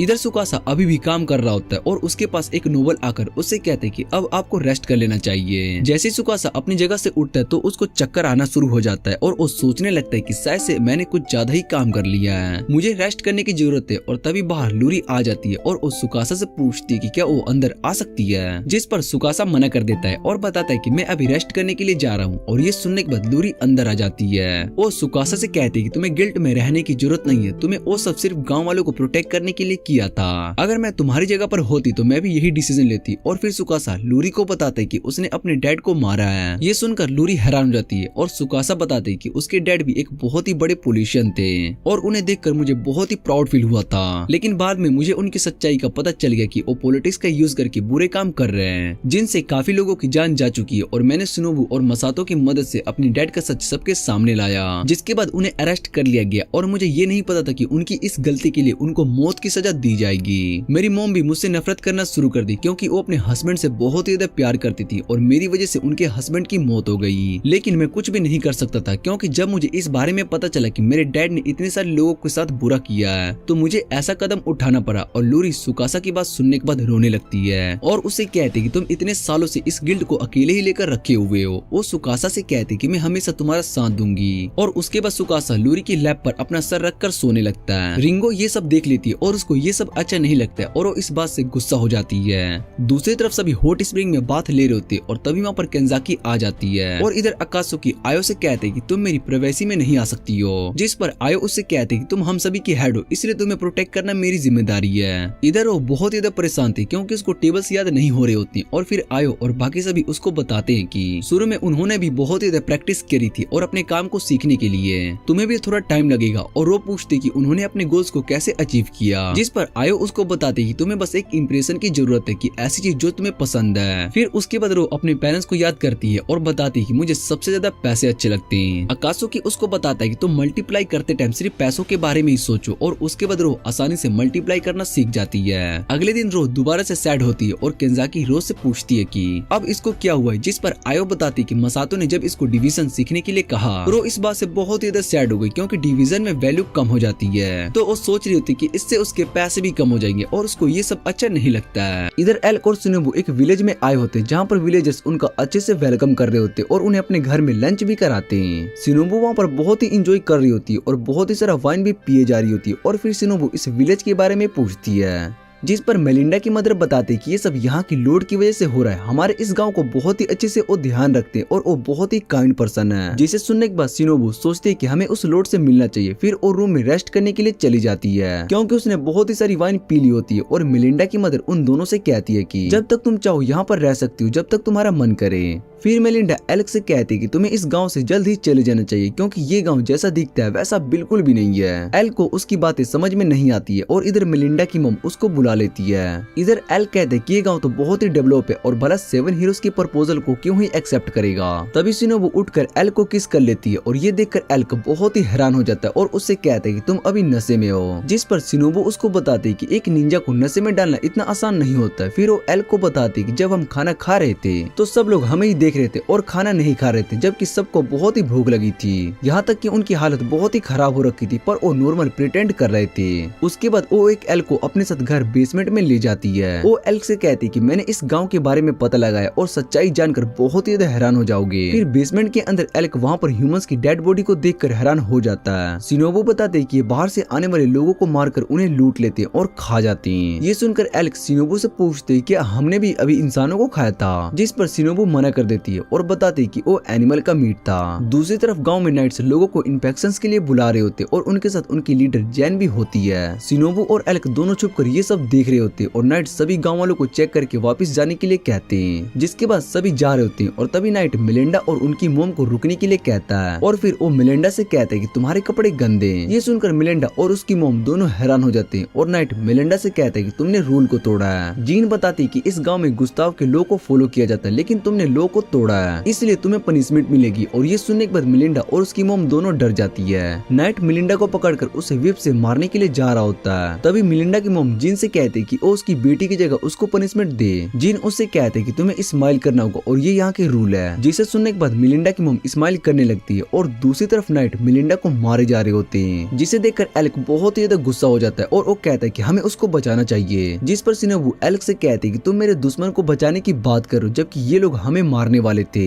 इधर मिलिंडा बेहोश हो चुकी होती है और एलेक शिनोबू को बताता है कि मिलिंडा ने उसको पहले इस गांव से जाने के लिए कह दिया था। जिसे सुनने के बाद शिनोबू एलेक से कहते हैं कि अगर ऐसी बात है तो मैं उसकी मदद करने के लिए जा रही हूँ। फिर शिनोबू वहाँ पर आ जाती है और वो जिन से कहती है कि मैं तुम सभी नाइट्स को आसानी से फाइट में हरा सकती हूँ। इतना कहने के बाद वो अपने वेपन को दिखाती है और उन्हें देखकर वो समझ जाते हैं कि शिनोबू एक निंजा है। वो शिनोबू से पूछती है क्या तुम इस गांव पर अटैक करने के लिए आई हो। जिस पर शिनोबू जिन से कहती है कि अगर तुम इस गांव के बच्ची को जाने देती हो तो मैं सरेंडर कर दूंगी और जिन इसके लिए मान जाती है। फिर शिनोबू अपनी वेपन गिरा देती है और जिन नाइट शिनोबू को पकड़ने के लिए कहती है। फिर हमें पता चलता है कि शिनोबू ने ये प्लान बनाया था कि वो सरेंडर कर देगी और उसने अपने फोन एल को दे दिया था जिससे कि वो सुकासा को ये सब इन्फॉर्म कर देंगे और उसके बाद शिनोबू को पकड़कर जेल में डाल दिया जाता है, जहाँ पर शिनोबू सोच रही होती कि मैं यहाँ से आसानी से भाग सकती हूँ और इनमें से एक नाइट को किडनैप करके उससे राज पता कर सकती हूँ। तभी वहाँ पर जिन आ जाती है और नाइट जिन से कहती है कि क्या हम सब इस लड़की को टॉर्चर करने वाले। ये बात को सुनकर वो बहुत ही ज्यादा खुश हो जाता है। फिर जिन उस नाइट को वहाँ से जाने के लिए कहती है और बताती कि मैं किसी वुमेन को इस तरह से टॉर्चर नहीं करने वाली हूँ। जिस पर वो नाइट जिन से कहते हैं कि ये हमारी दुश्मन है और जिन गुस्से में उस नाइट को वहाँ से जाने के लिए कहती है। नाइट भी डर कर वहाँ से चला जाता है और फिर जिन शिनोबू से पूछती है कि तुम यहाँ पर किस लिए आई हो। इधर मेलिंडा अभी भी बेहोश होती है और एलेक को थैंक्स कह रही होती है कि उसने मेरी बेटी की जान बचाई। फिर एलेक उससे कहते कि मुझे तुम्हारी सच्चाई का पता चल गया और तुम लोगों को अपने बेसमेंट में मार देते हो। ये सुनकर मेलिंडा की मॉम बहुत ही हैरान हो जाती है और एलेक उससे कहते हैं कि तुम हमारे साथ भी ऐसा ही करने वाली थी। फिर मेलिंडा की मॉम उससे माफी मांगती है और कहती है कि हमारे पास कोई चॉइस नहीं थी और हमें जिंदा रहने के लिए ये सब करना होता है। वो एलेक को इस गाँव के पास्ट के बारे में बताती कि ये गाँव पहले एक फार्मर गाँव होता था लेकिन बाद में यहाँ पर गुस्ताव आ गया जिसने इस गाँव को बहुत ही डेवलप करना शुरू कर दिया और इन सब के लिए गाँव वालों से बहुत ही टैक्स भी लिया करता था। ऐसा करते करते उसने सभी गाँव वालों की जमीनों को भी ले लिया जिस वजह से हमारे पास कुछ भी नहीं बचा और हमने दूसरे गाँव के लोगों को मारकर खाना शुरू कर दिया। एल को उसकी बातें सुनकर बहुत ही बुरा लग रहा होता है और दूसरी तरफ हम गुस्ताव को देखते हैं जो कि गोल्ड स्टैचू को देखकर बहुत ही ज्यादा खुश हो रहा होता है। वो ऑस्कर से कहते हैं कि मैं ऐसे ही 4 स्टैचू बनवाना चाहता हूँ। जिस पर ऑस्कर उसको बताता है कि इस एक स्टैचू को बनाने के लिए हमने गाँव वालों से बहुत ज्यादा टैक्स लिया है जिस वजह से वो लोग दूसरों को मारकर खा रहे हैं। पर गुस्ताव को इन सब बातों से कोई भी फर्क नहीं पड़ता है और वो ऑस्कर से कहते हैं कि नाइट का काम अपने लोड को प्रोटेक्ट करना होता है और लोग अपनी जान लोड के लिए देते हैं। ये सुनकर ऑस्कर हैरान हो जाता है और फिर गुस्ताव ऑस्कर से फिंडोल्फ कंट्री के बारे में पूछता है जिस पर ऑस्कर बताता है कि हमारी आर्मी फिंडोल्फ पर विंटर में अटैक करने के लिए जाएगी। और ये जानकर गुस्ताव बहुत ही ज्यादा गुस्सा हो जाता है और वो कहता है कि वो लोग मेरे लैंड पर कब्जा करके बैठे हुए हैं, मैं उन्हें खत्म कर दूंगा। और इतना कहने के बाद अपना सर उसके स्टैचू पर मारने लगता है जिससे कि उसके सर से खून बहना शुरू हो जाता है और ऑस्कर ये सब देखकर डर जाता है और गुस्ताव कहता है कि टाइम आ चुका है मैं उसका यूज करूं। इतना कहने के बाद वो बेसमेंट में आ जाता है जहाँ पर हेवन फ्लेम रखा हुआ होता है और वो जाकर उसको उठा लेता है। इधर लूरी को अपने अंदर से आवाज सुनाई देती है और उसको 7 हीरोज को गाइड करना होगा और उन सभी की जान खतरे में। लूरी समझ नहीं पा रही होती कि उसको भला ये आवाज कैसे सुनाई दे रही है और इधर गुस्ताव उसको फिंडोल्फ कंट्री की ओर फेंक देता है। रिंगो सुकासा को इन्फॉर्म करती है कि कोई ऑब्जेक्ट तेजी से यहाँ पर आ रहा है और सुकासा रिंगो से पूछते कि तुम ये पता करोगे किस डायरेक्शन से ये आ रहा है। फिर रिंगो बताती कि साउथ ईस्ट से आ रहा है जहाँ पर गुस्ताव रीजियन है और सुकासा समझ जाता है कि गुस्ताव ने उन पर हेवन फ्लेम का यूज किया है। हेवन फ्लेम एक स्ट्रॉन्ग वेपन है जिसके अटैक से वहाँ की जगह पूरी तरीके से खत्म हो जाती है और हमें उसको रोकना होगा। और रिंगो से कहते हैं कि तुम उस पर मिसाइल से अटैक करो जिसके बाद रिंगो मिसाइल से अटैक करती है लेकिन उस हेवन फ्लेम को कुछ भी नहीं होता है। और उसके बाद सुकासा रिंगो से कहते हैं कि तुम उसकी डायरेक्शन को चेंज करने की कोशिश करो। रिंगो 2 मिसाइल से अटैक करती है लेकिन इस बार कुछ भी नहीं होता है और उसके बाद वो एक और मिसाइल को लॉन्च करती है। ये मिसाइल हेवन फ्लेम को लगने वाली होती है लेकिन हेवन फ्लेम उससे बच जाता है और सुकासा समझ जाता है कि उस पर मैजिक का यूज किया गया जिस वजह से उसको रोकना आसान नहीं है। उसके बाद हेवन फ्लेम आकर फिंडोल्फ में ब्लास्ट हो जाता है। हेवन फ्लेम की वजह से वहाँ पर बहुत ही तबाही होती है और वहाँ पर एक बहुत ही बड़ा फायर मोस्टर भी आ जाता है। वो कहता है कि तुम सभी ने लॉर्ड गुस्ताव के लैंड पर कब्जा किया इसलिए वो यहाँ पर सभी लोगों को खत्म कर देगा। इतना कहने के बाद वो पूरे शहर को जलाना शुरू कर देता है और लोग डर कर भागना शुरू कर देते हैं और तभी अकात्सुकी वहाँ पर आ जाता है और सभी लोगों से कहते हैं कि डरने की कोई जरूरत नहीं है और ये अटैक गुस्ताव ने किया है और हम 7 हीरोज तुम सभी को इससे प्रोटेक्ट करेंगे। लोगों को भी भी अकात्सुकी की बातों पर विश्वास हो जाता है और दूसरी तरफ सुकासा भी ये सब देख रहा होता है और वो मेयर से कहते हैं कि मैंने पहले ही इनके लिए प्लान बना लिया है, समय आ गया कि उस प्लान को एग्जीक्यूट किया जाए और हमारे पास शेल्टर और सप्लाईज भी है, बस लोगों को शांति से शेल्टर में लेकर जाना होगा। मेयर सुकासा की बात समझ जाता है और बाकी सभी को प्लान बताना शुरू कर देता है और दूसरी तरफ कुछ लोग वहाँ पर अपनी जान बचाकर भाग रहे होते हैं। तभी उनके ऊपर एक बड़ा सा पत्थर गिरने वाला होता है, लेकिन जस्ट वहाँ पर आकर उन्हें बचा लेता है। वो जस्ट से पूछते हैं तुमने तो रिटायर ले लिया था ना और वापस से आर्मी को क्यों ज्वाइन किया है, जिस पर जस्ट बताता है कि सेवंथ हीरो ने इस गांव को चेंज करने के बारे में सोचा है। वो इस जगह को ऐसी जगह बनाएंगे जहाँ पर सभी कॉमनर्स और नोबल्स को रिस्पेक्ट मिलेगा और इसलिए मैंने उन्हें ज्वाइन किया है। ये बात सुनकर वो सभी खुश हो जाते हैं और दूसरी तरफ सुकासा और बाकी सभी उस फायर मोस्टर के पास आते हैं, जहाँ पर फायर मोस्टर उन सभी से कहते हैं कि मैं इस पूरे शहर और यहाँ के लोगों को खत्म कर दूंगा। इतना कहने के बाद वो अपने फायर से बहुत ही सारे स्पिरिट्स बनाता है जो कि लोगों को जलाकर मार रहे होते हैं। ये देखकर सुकासा और बाकी सभी हैरान हो जाते हैं और सुकासा कहता है कि हमें यहाँ से दूर जाना होगा। वो सभी लोगों के साथ मार्केट एरिया में आ जाता है और इधर फ्लेम मोस्टर शहर को जलाया जा रहा होता है। मसातो सुकासा से पूछता है कि हम इसको कैसे रोकेंगे और तभी वहाँ पर लोरी आ जाती है। वो सुकासा को बताती है कि इस हेवन फ्लेम को रोकने के लिए हमें उसके कोर को खत्म करना होगा। सुकासा लूरी से पूछते है कि तुम्हें ये बात कैसे पता है, जिस पर लूरी उसको बताते कि इस बारे में कुछ भी नहीं पता है उसको, पर उसके दिमाग में स्पिरिट्स की आवाजें सुनाई दे रही जिसने उसको ये बताया है और वो उन सभी से कहते कि तुम मेरी बातों पर विश्वास करो। सुकासा लूरी से कहते कि मुझे तुम पर पूरा विश्वास है और तुम अपनी जान को खतरे में डालकर यहाँ पर आई हो और हमें ये इन्फॉर्मेशन दिया, जिससे कि पता चलता है कि तुम सभी लोगों की केयर करती हो। और ये सुनने के बाद लूरी इमोशनल हो जाती है। फिर सुकासा रिंगो से पूछते कि हमारे पास अभी कितने मिसाइल्स और बची हुई है। रिंगो उसको बताते कि हमारे पास सिर्फ एक ही मिसाइल है और मसातो ये सुनने के बाद हैरान हो जाता है और सुकासा से कहता है कि हमारे पास सिर्फ एक ही मिसाइल है, तो क्या हमें इसका यूज करना चाहिए, जिस पर सुकासा उसको बताता है कि हमारे पास कोई भी चॉइस नहीं है और वैसे भी वो फायर मोस्टर हमारे मिसाइल से इसलिए बच रहा था क्योंकि उसके पास बहुत ही ज्यादा मैजिक पावर है, पर अभी उसने अपने बहुत ही सारे क्रिएचर्स बना लिए जिससे कि अब उसकी पावर कम हो गई होगी और हम उसके कोर पर अटैक करके उसको खत्म कर सकते हैं। रिंगो बताती कि हमें इस मिसाइल को उस मोस्टर के करीब लेकर जाना होगा जो कि बहुत ही मुश्किल है। फिर मसातो कहता है कि हम इस मिसाइल पर इस रोबोट एआई को लगा देते हैं और रिंगो बताती है कि फायर की वजह से इसके सारे सर्किट्स जल जाएंगे। आयो कहती है कि वो ये काम करेगी, जिसे सुनने के बाद सुकासा उससे कहते हैं कि इसमें बहुत ही ज्यादा रिस्क है। आयो बताती है कि वो ये काम कर लेगी और सुकासा उसकी बात मान लेता है और उसके बाद रिंगो मिसाइल को लॉन्च कर देती है। आयो भी उस मिसाइल के साथ भाग रही होती है और फिर वो उस मिसाइल को पकड़ लेती है और जैसे ही उसके आगे फायर मोस्टर आते हैं तो आयो उस मिसाइल का डायरेक्शन चेंज कर देती, लेकिन आगे रास्ता बंद होता है, जिस वजह से आयो उस मिसाइल को ऊपर की ओर ले जाती है, पर हेवन फ्लेम उसको रोकने की कोशिश करता है। लेकिन आयो फिर से मिसाइल का डायरेक्शन चेंज करती है और उस जगह पर आ जाती है जहाँ पर वो हेवन फ्लेम होता है और वो रिंगो के टारगेट लॉक करने के लिए कहती है। रिंगो टारगेट लॉक कर देती है और आयो उस मिसाइल को छोड़ देती है और अपने टोर्नेडो यूज करके उसको प्रोटेक्ट करने लगती है, जिससे कि वो मिसाइल हेवन फ्लेम से जाकर टकराती है और उसके कोर को खत्म कर देती है और ये देखकर सभी खुश हो जाते हैं। दूसरी तरफ गुस्ताव के हाथ जलने लगते हैं और वो कहता है कि उन हीरोज ने मेरे अटैक को रोक दिया,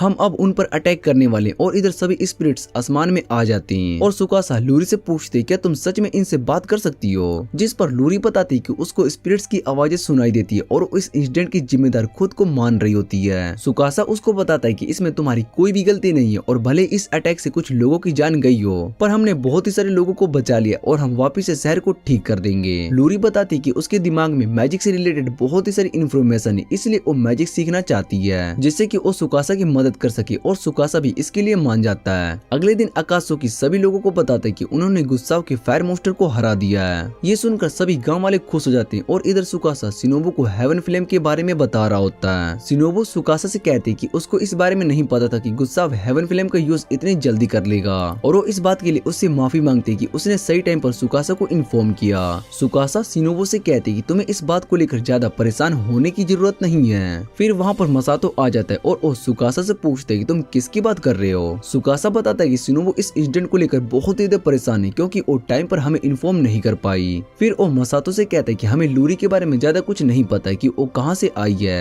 ये सुनने के बाद मसातो भी कहता है कि जितने भी इंसिडेंट हुए उन सभी में लूरी भी हमारे साथ थी और उसने हमारी बहुत ही मदद की है। सुकासा को भी ये बात सही लगती है और तभी वहाँ पर जस्ट अपनी आर्मी के साथ आ जाता है और उन सभी के हाथों में गन होते हैं। जस्ट सुकासा से कहता है कि हमारी आर्मी अब रेडी है और सुकासा उन्हें देखकर खुश हो जाता है और कहता है कि हम अटैक करने के लिए पूरी तरीके से तैयार हो चुके हैं। गुस्साव की बात सुनकर बहुत ही हैरान हो जाता है और गुस्साव से कहता है कि हम विंटर के बाद अटैक करने वाले हैं, लेकिन अगर हमारे प्लान्स बदल गए तो इससे हमें बहुत ही बड़ी प्रॉब्लम हो सकती है। है, पर गुस्साओ उसकी बात नहीं मानता है और कहता है कि मैं अब उन 7 हीरोज को और ज्यादा देर तक अपनी जमीन पर नहीं रहने दे सकता हूँ। एक नाइट ये इन्फॉर्मेशन आकर जिन को बता देता है और जिन शिनोबू से कहती है कि हमारे पास परफेक्ट बनने का चांस है गुस्साओ को खत्म करने का, और शिनोबू भी इसके लिए मान जाती है। इधर माउंटेन्स में मार्क्विस और एल्किलिड दोनों एडोल्फ पर अटैक करने के लिए अपनी आर्मी के साथ जा रहे होते हैं। एल्किलिड मार्क्विस से कहते हैं क्या हम अपने 3000 सोल्जर की मदद से 7 हीरोज को हरा पाएंगे। मार्क्विस बताता है कि लॉर्ड गुस्साओ एक बहुत ही बेकार एम्पेरियर है और उसको बस सिर्फ उसकी पावर की वजह से इंपीरियर बनाया गया है। फिर एल्किलिड मार्क्विस से 7 हीरो के बारे में पूछता है, जिस पर मार्क्विस बताता है कि वो एक मिस्टीरियस ग्रुप है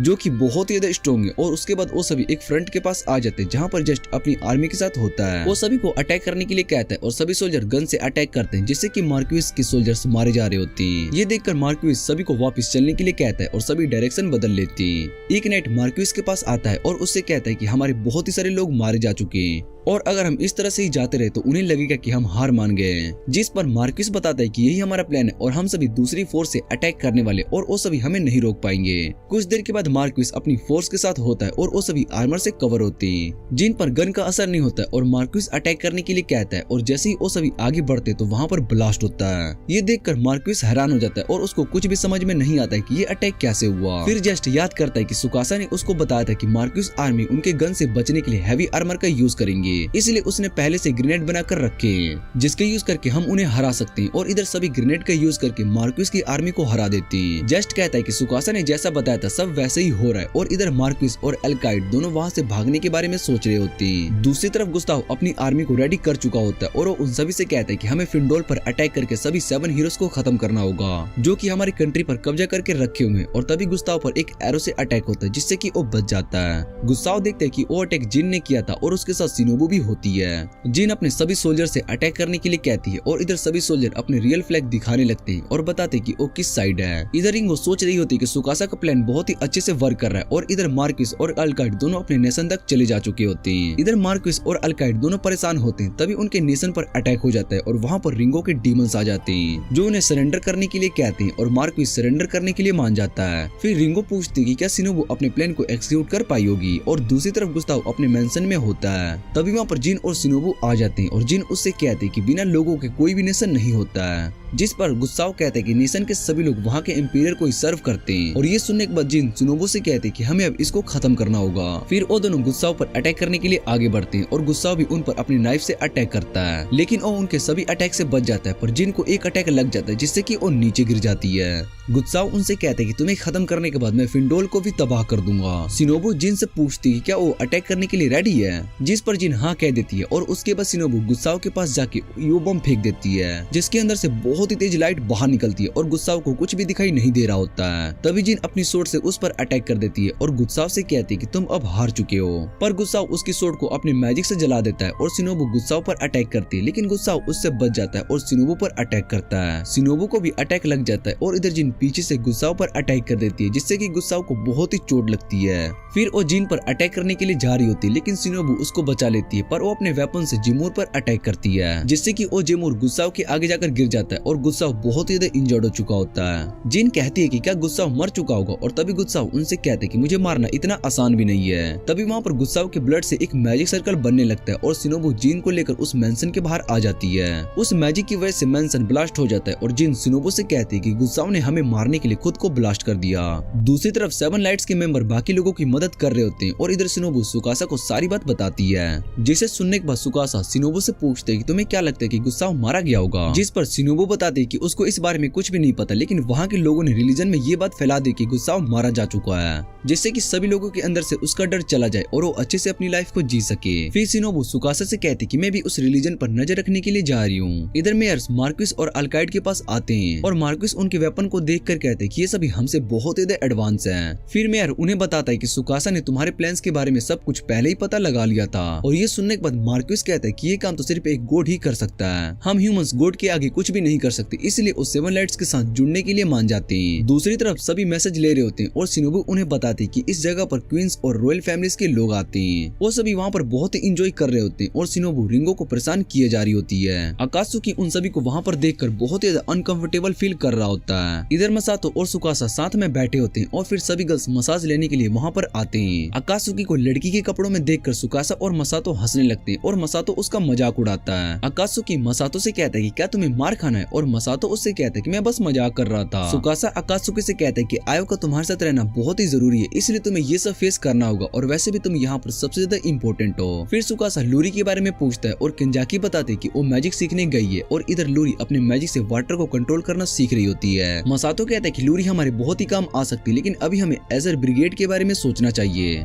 क्योंकि वो हमारे पास यहाँ पर बस फायदे के लिए आई है। और केंजाकी बताते कि अगर हमारी फाइट उनके साथ होती है तो हमें बहुत ही ज्यादा लोग मारे जा सकते हैं। सुकासा बताता है कि मुझे लगता है कि हमारे बीच अलायंस बने रखना पॉसिबल नहीं है। अकात्सुकी सुकासा से कहता है कि कोनरेड अब उस जगह पर एक नया लीडर है और शायद से एक अच्छा इंसान है, जिस पर सुकासा उसको बताता है कि कोनरेड जैसा दिखता है वैसा वो है नहीं, उसने हमें झूठ बोला है। जब मैंने उससे गोल्डन स्टैचू के बारे में पूछा था तब उसने मुझे स्टैचू के बारे में कुछ भी नहीं बताया, पर मुझे पता है कि स्टैचू उसके कंट्रोल में और वो मुझे झूठ बोल रहा है। और ये सुनने के बाद अकात्सुकी पूछते कि वो भला ऐसा क्यों कर रहा है, जिस पर शिनोबु उसको बताती कि उस स्टैचू पर पहले से ही उसकी नजर है और मुझे ये बात पता थी। अकात्सुकी सुकासा से कहते कि तुमने कोनरोड को कंट्री रीबिल्ड करने के लिए फंड्स क्यों दिए, जबकि तुम्हें ये बात पता थी कि उसके पास वो गोल्डन स्टैचू है। फिर सुकासा उसको बताता है कि इसके दो रीजन है। पहला, हमें ये बात कंफर्म नहीं है कि गुत्साव मर चुका है, अगर वो जिंदा होगा तो वो उस स्टैचू के लिए जरूर आएगा। और दूसरा, सभी लोगों को ये लगता है कि अजूर ब्रिगेड ने गुत्साव को हराया है, इसलिए हमें सबसे पहले वहाँ के लोगों को अपनी तरफ करना होगा। और जब कोनरेड अपनी ड्यूटी ट्रिक्स शुरू करेगा तब तक कोनरेड को रीजन डेवलप करने देते हैं और सही टाइम आने पर हम उससे सब कुछ ले लेंगे। फिर सुकासा उन्हें आगे के प्लान के बारे में बताने लगता है और कहते हैं कि हमें काम शुरू कर देना चाहिए। तभी केंजाकी कहती है कि सुकासा और रिंगो दोनों को 5 दिन के लिए रेस्ट करना चाहिए और वो दोनों बहुत ही ज्यादा काम कर रहे हैं। ऐसा चलता रहा तो तुम्हारी हेल्थ पर इसका बहुत ही ज्यादा असर पड़ सकता है। और सुकासा केंजाकी की बात मान लेता है। बाकी सभी को ये बात सही लगती है और सभी उन दोनों को रेस्ट करने के लिए कहते हैं। फिर सुकासा रिंगो से कहती है कि हमें इस शहर में घूमने के लिए चलना चाहिए और रिंगो ये बात सुनकर थोड़ी हैरान हो जाती है। रिंगो इस बारे में अपने एआई को बताती है और वो रिंगो से कहती है कि तुम सुकासा के साथ डेट पर जा रही हो, जिस पर रिंगो उससे कहती है कि ये डेट नहीं, हम बस घूमने के लिए जा रहे हैं। और एआई बताते हैं कि इसको डेट ही कहते हैं, तुम्हें इस मौके का फायदा उठाना चाहिए वरना लूरी सुकासा को तुमसे दूर ले जाएगी। जिसे सुनने के बाद रिंगो याद करती है कि लूरी और सुकासा बहुत ही ज्यादा क्लोज हैं। फिर वो कहती है कि मैं सुकासा को अपने से दूर नहीं जाने दूंगी और उसके बाद वो टिप्स लेने के लिए आयो के पास आती है। वो आयो से कहती है कि मेरे अंदर कॉन्फिडेंस की कमी है, जिस पर आयो उसको बताती है कि तुम सुकासा को एक फाइट के लिए चैलेंज करो और उसको हराकर अपना स्लेव बना लो। ये आइडिया सुनते ही रिंगो वहाँ से चली जाती है और उसके बाद वो केंजाकी के पास आ जाती है। केंजाकी उसको क्लोरोफॉर्म के बारे में बताती है कि तुम इसका यूज करके सुकासा को सुला सकती हो, फिर तुम नींद में उसका फायदा उठा लेना। रिंगो को उसका आइडिया अच्छा नहीं लगता है, जिसके बाद वो हॉट स्प्रिंग में डेट को लेकर ही सोची जा रही होती है। तभी शिनोबु उससे कहती कि मैं तुम्हारी इसमें मदद कर सकती हूँ और वो रिंगो को बताती कि डेट पर जाना एक हंटिंग की तरह है, तुम्हें बस अपने टारगेट पर नजर रखना होता है। और उसके बाद अगले दिन रिंगो सुकासा पर नजर रख रही होती है और शिनोबु की बात को याद कर रही होती है, लेकिन सुकासा उसको देख लेता है और उसके पास आता है। ये देखकर रिंगो का फेस रेड हो जाता है और सुकासा उससे पूछते है क्या तुम ठीक हो, जिस पर रिंगो हाँ कहती है। और फिर सुकासा देखता है कि सभी लोग उन्हें ही देखे जा रहे होते हैं। और रिंगो से कहते हैं कि हम 7 हीरोज के मेंबर से, इसलिए शायद से वो हमें देख रहे होंगे, हमें अपने कपड़े चेंज कर लेने चाहिए। और उसके बाद वो दोनों अपने कपड़े चेंज कर लेते हैं और उनमें से वो दोनों बहुत ही अच्छे लग रहे होते हैं। फिर वो दोनों साथ में शहर घूमने लगते हैं और सभी लोग उन्हें ही देखे जा रहे होते हैं और उन्हें लग रहा होता है कि शायद से ये दोनों नोबल फैमिली से हैं। इधर रिंगो शिनोबु की दूसरी टिप याद करती है कि उसको चलते हुए सुकासा के हाथ पकड़ना है और रिंगो को ये काम आसान लग रहा होता है, इसलिए वो गिरने की एक्टिंग करती है जिससे कि वो सुकासा का हाथ पकड़ सके, पर सुकासा रिंगो को ही पकड़ लेता है। उसके बाद वो दोनों एक कैफे में आ जाते हैं और खाना खा रहे होते हैं। फिर रिंगो शिनोबु को एक और बात याद करती है। फिर वो दोनों कैफे में आ जाते हैं और खाना खा रहे होते हैं। फिर रिंगो शिनोबु की एक और बात याद करती है कि उसको सुकासा के गिलास से ड्रिंक पीना चाहिए, जिससे कि उन दोनों के बीच में इनडायरेक्ट किस हो जाएगी। और जैसे ही वो सुकासा का गिलास उठाने के लिए जा रही होती है तभी सुकासा रिंगो का गिलास उठाकर पीने लगता है और ये देखकर रिंगो वहीं पर बेहोश हो जाती है। फिर हमें रिंगो का पास्ट याद दिलाया जाता है जब उसका जन्म हुआ था और उसकी मॉम भी एक बहुत ही बड़ी साइंटिस्ट थी। रिंगो बचपन से ही बहुत ही स्मार्ट थी और उसको नई नई चीजें इन्वेंट करना बहुत ही अच्छा लगता था। रिंगो को बहुत ही सारे अवार्ड भी मिले होते हैं और ये देखकर रिंगो की मॉम को बिल्कुल भी अच्छा नहीं लगता है, इसलिए वो रिंगो को हेट करना शुरू कर देती है। और जब रिंगो अपनी मॉम के पास बात करने के लिए आती है तो वो रिंगो पर गुस्सा करने लगती है और रिंगो अपने रूम में जाकर सोचने लगती है कि उसकी मॉम उससे इतना हेट क्यों करती है। कुछ दिन बाद रिंगो की मॉम उसको छोड़कर जा रही होती है और रिंगो उन्हें रोकने की कोशिश करती है, पर उसकी मॉम उसकी एक नहीं सुनती और उसको छोड़कर चली जाती है। और ये देखकर रिंगो को बहुत ही बुरा लगता है। उसके बाद रिंगो क्लास में बैठकर सोच रही होती है कि अब उसके पास फैमिली और फ्रेंड्स दोनों ही नहीं है, तो भला वो इस दुनिया में क्या कर रही है। और तभी उसके पास एक लड़का आता है जो कि सुकासा होता है। सुकासा रिंगो को एक वॉच देता है और उससे कहता है क्या तुम मेरी वॉच को ठीक ठीक कर दोगी। जिस पर रिंगो उससे पूछती कि मैं वाला इस वॉच को क्यों ठीक करूं, पर सुकासा कुछ भी नहीं कहता है और वहाँ से चला जाता है। रिंगो उसको भी ठीक करके दे देती है और फिर सुकासा उसको एक गेम ला कर देता है और रिंगो उस गेम को भी ठीक करने लगती है। वो सोच रही होती कि भला सुकासा बार बार उससे अपनी चीजें क्यों ठीक करवाता है। और फिर रिंगो अपनी मॉम को याद करने लगती है कि किस तरह से रिंगो ने सुकासा की बहुत ही सारी चीजों को ठीक कर दी होती है। और फिर रिंगो अपनी मॉम को याद करने लगती है और इस तरह से रिंगो ने सुकासा की बहुत ही सारी चीजों को ठीक कर दी होती है। जब एक दिन सुकासा रिंगो के पास एक कैमरा ठीक करवाने के लिए आता है तो रिंगो उसको ठीक करने से मना कर देती है और सुकासा को बताती है कि उसको चीजों को ठीक करने से ज्यादा नई चीजों को इन्वेंट करने में मजा आता है। ये सुनने के बाद सुकासा स्माइल करता है और वहाँ से चला जाता है और रिंगो को समझ में नहीं आ रहा होता है कि मेरे मना करने के बाद भी सुकासा स्माइल क्यों कर रहा था। फिर शाम को वो सुकासा को एक शॉप पर देखती है जहाँ पर शॉप का ओनर सुकासा से कहता है कि वो लड़की इस कैमरा को ठीक करने से मना कर दी है। रिंगो को पता चलता है कि सुकासा अपने लिए नहीं बल्कि दूसरों के सामान को ठीक करवाता था। शॉप ओनर सुकासा से कहता है कि वो लड़की सच में बहुत ही ज्यादा टैलेंटेड है, पर उसने चीजों को ठीक करने से मना क्यों कर दिया। जिस पर सुकासा बताता है कि उसको नई चीजें बनाना पसंद है और उसको अब अपने टैलेंट के बारे में भी पता चल चुका है। फिर जब रिंगो को होश आता है तो वो सुकासा को अपने पास देखती है और उससे पूछती कि कुछ देर पहले क्या हुआ था। जिस पर सुकासा उसको बताता है कि कैफे में तुम बेहोश हो गई थी और उसके बाद मैंने तुम्हें यहाँ पर लेकर आया। फिर रिंगो सोच रही होती है कि सुकासा उसका सबसे अच्छा दोस्त है और उसको वो कभी भी नहीं छोड़ के जाएगी। रिंगो सुकासा को एक फोटो लेने के लिए कहती है और उसके बाद वो दोनों साथ में फोटो लेते हैं। फिर रिंगो सुकासा से कहते हैं कि यहाँ पर सनसेट कितना अच्छा है और सुकासा बताता है कि ये जगह सच में बहुत ही अच्छी है, पर यहाँ पर कभी भी अटैक हो सकता है और यहाँ के सभी लोग 7 हीरोज पर ट्रस्ट करते हैं, इसलिए हमें जल्दी से अपना काम शुरू करना होगा। और रिंगो भी इसके लिए मान जाती है। और फिर जब वो अपने लैब में आती है तो उसका बियर उससे डेट के बारे में पूछता है। रिंगो उसको वो फोटो दिखाती है और वो देखकर बियर बहुत ही ज्यादा डर जाता है। उसका बियर उससे डेट के बारे में पूछता है। रिंगो उसको वो फोटो दिखाती है और ये देखकर बियर बहुत ही खुश हो जाता है। फिर रिंगो उससे कहती है कि अभी हमें अपने काम पर फोकस करना चाहिए क्योंकि ये हमारा अभी तक का सबसे बड़ा प्रोजेक्ट है। रिंगो प्रोजेक्ट पर काम करना शुरू कर देती है और सुकासा शिनोबु से फोन पर बात कर रहा होता है। शिनोबु उसको बताती है कोऑर्डिनेट एम्पेरियर से मिलने के लिए गया हुआ है और शायद से वो हमारे खिलाफ कुछ प्लान कर रहा है। सुकासा उससे कहते हैं कि तुम्हें केयरफुल रहना होगा और इधर शिनोबु सोच रही होती कि ये मिशन बहुत ही ज्यादा मुश्किल होने वाला है। कुछ दिन के बाद लोग एक डिसीज के कारण बहुत ही ज्यादा बीमार हो रहे होते और उनमें से एक मिलिंडा भी होती है। मिलिंडा की मॉम डॉक्टर से रिक्वेस्ट कर रही होती कि वो उसकी बेटी को बचा ले, जिस पर डॉक्टर कहता है कि हमारे पास होली वाटर खत्म हो चुका है। ये सुनकर उसकी मॉम निराश हो जाती है और अकात्सुकी डॉक्टर से होली वाटर के बारे में पूछता है, जिस पर डॉक्टर बताता है कि लेडी केंजाकी ने एक मेडिसिन बनाई थी और उसी को हम होली वाटर बोलते हैं, जो कि एक तरह की एंटीबायोटिक है। और इधर मिलिंडा दर्द से बहुत ही परेशान होती है और उसको ऐसा देखकर उसकी मॉम अकात्सुकी से रिक्वेस्ट करती है कि वो उसकी बेटी की जान बचा ले। पर अकात्सुकी को ये बात पता थी कि वो कुछ भी नहीं कर सकता और तभी वहाँ पर कुछ लोग आ जाते हैं। वो सभी चर्च को बुरा कह रहे होते हैं और अकात्सुकी से कहते हैं कि लॉर्ड अकात्सुकी इस बच्चे की जान नहीं बचाने वाले।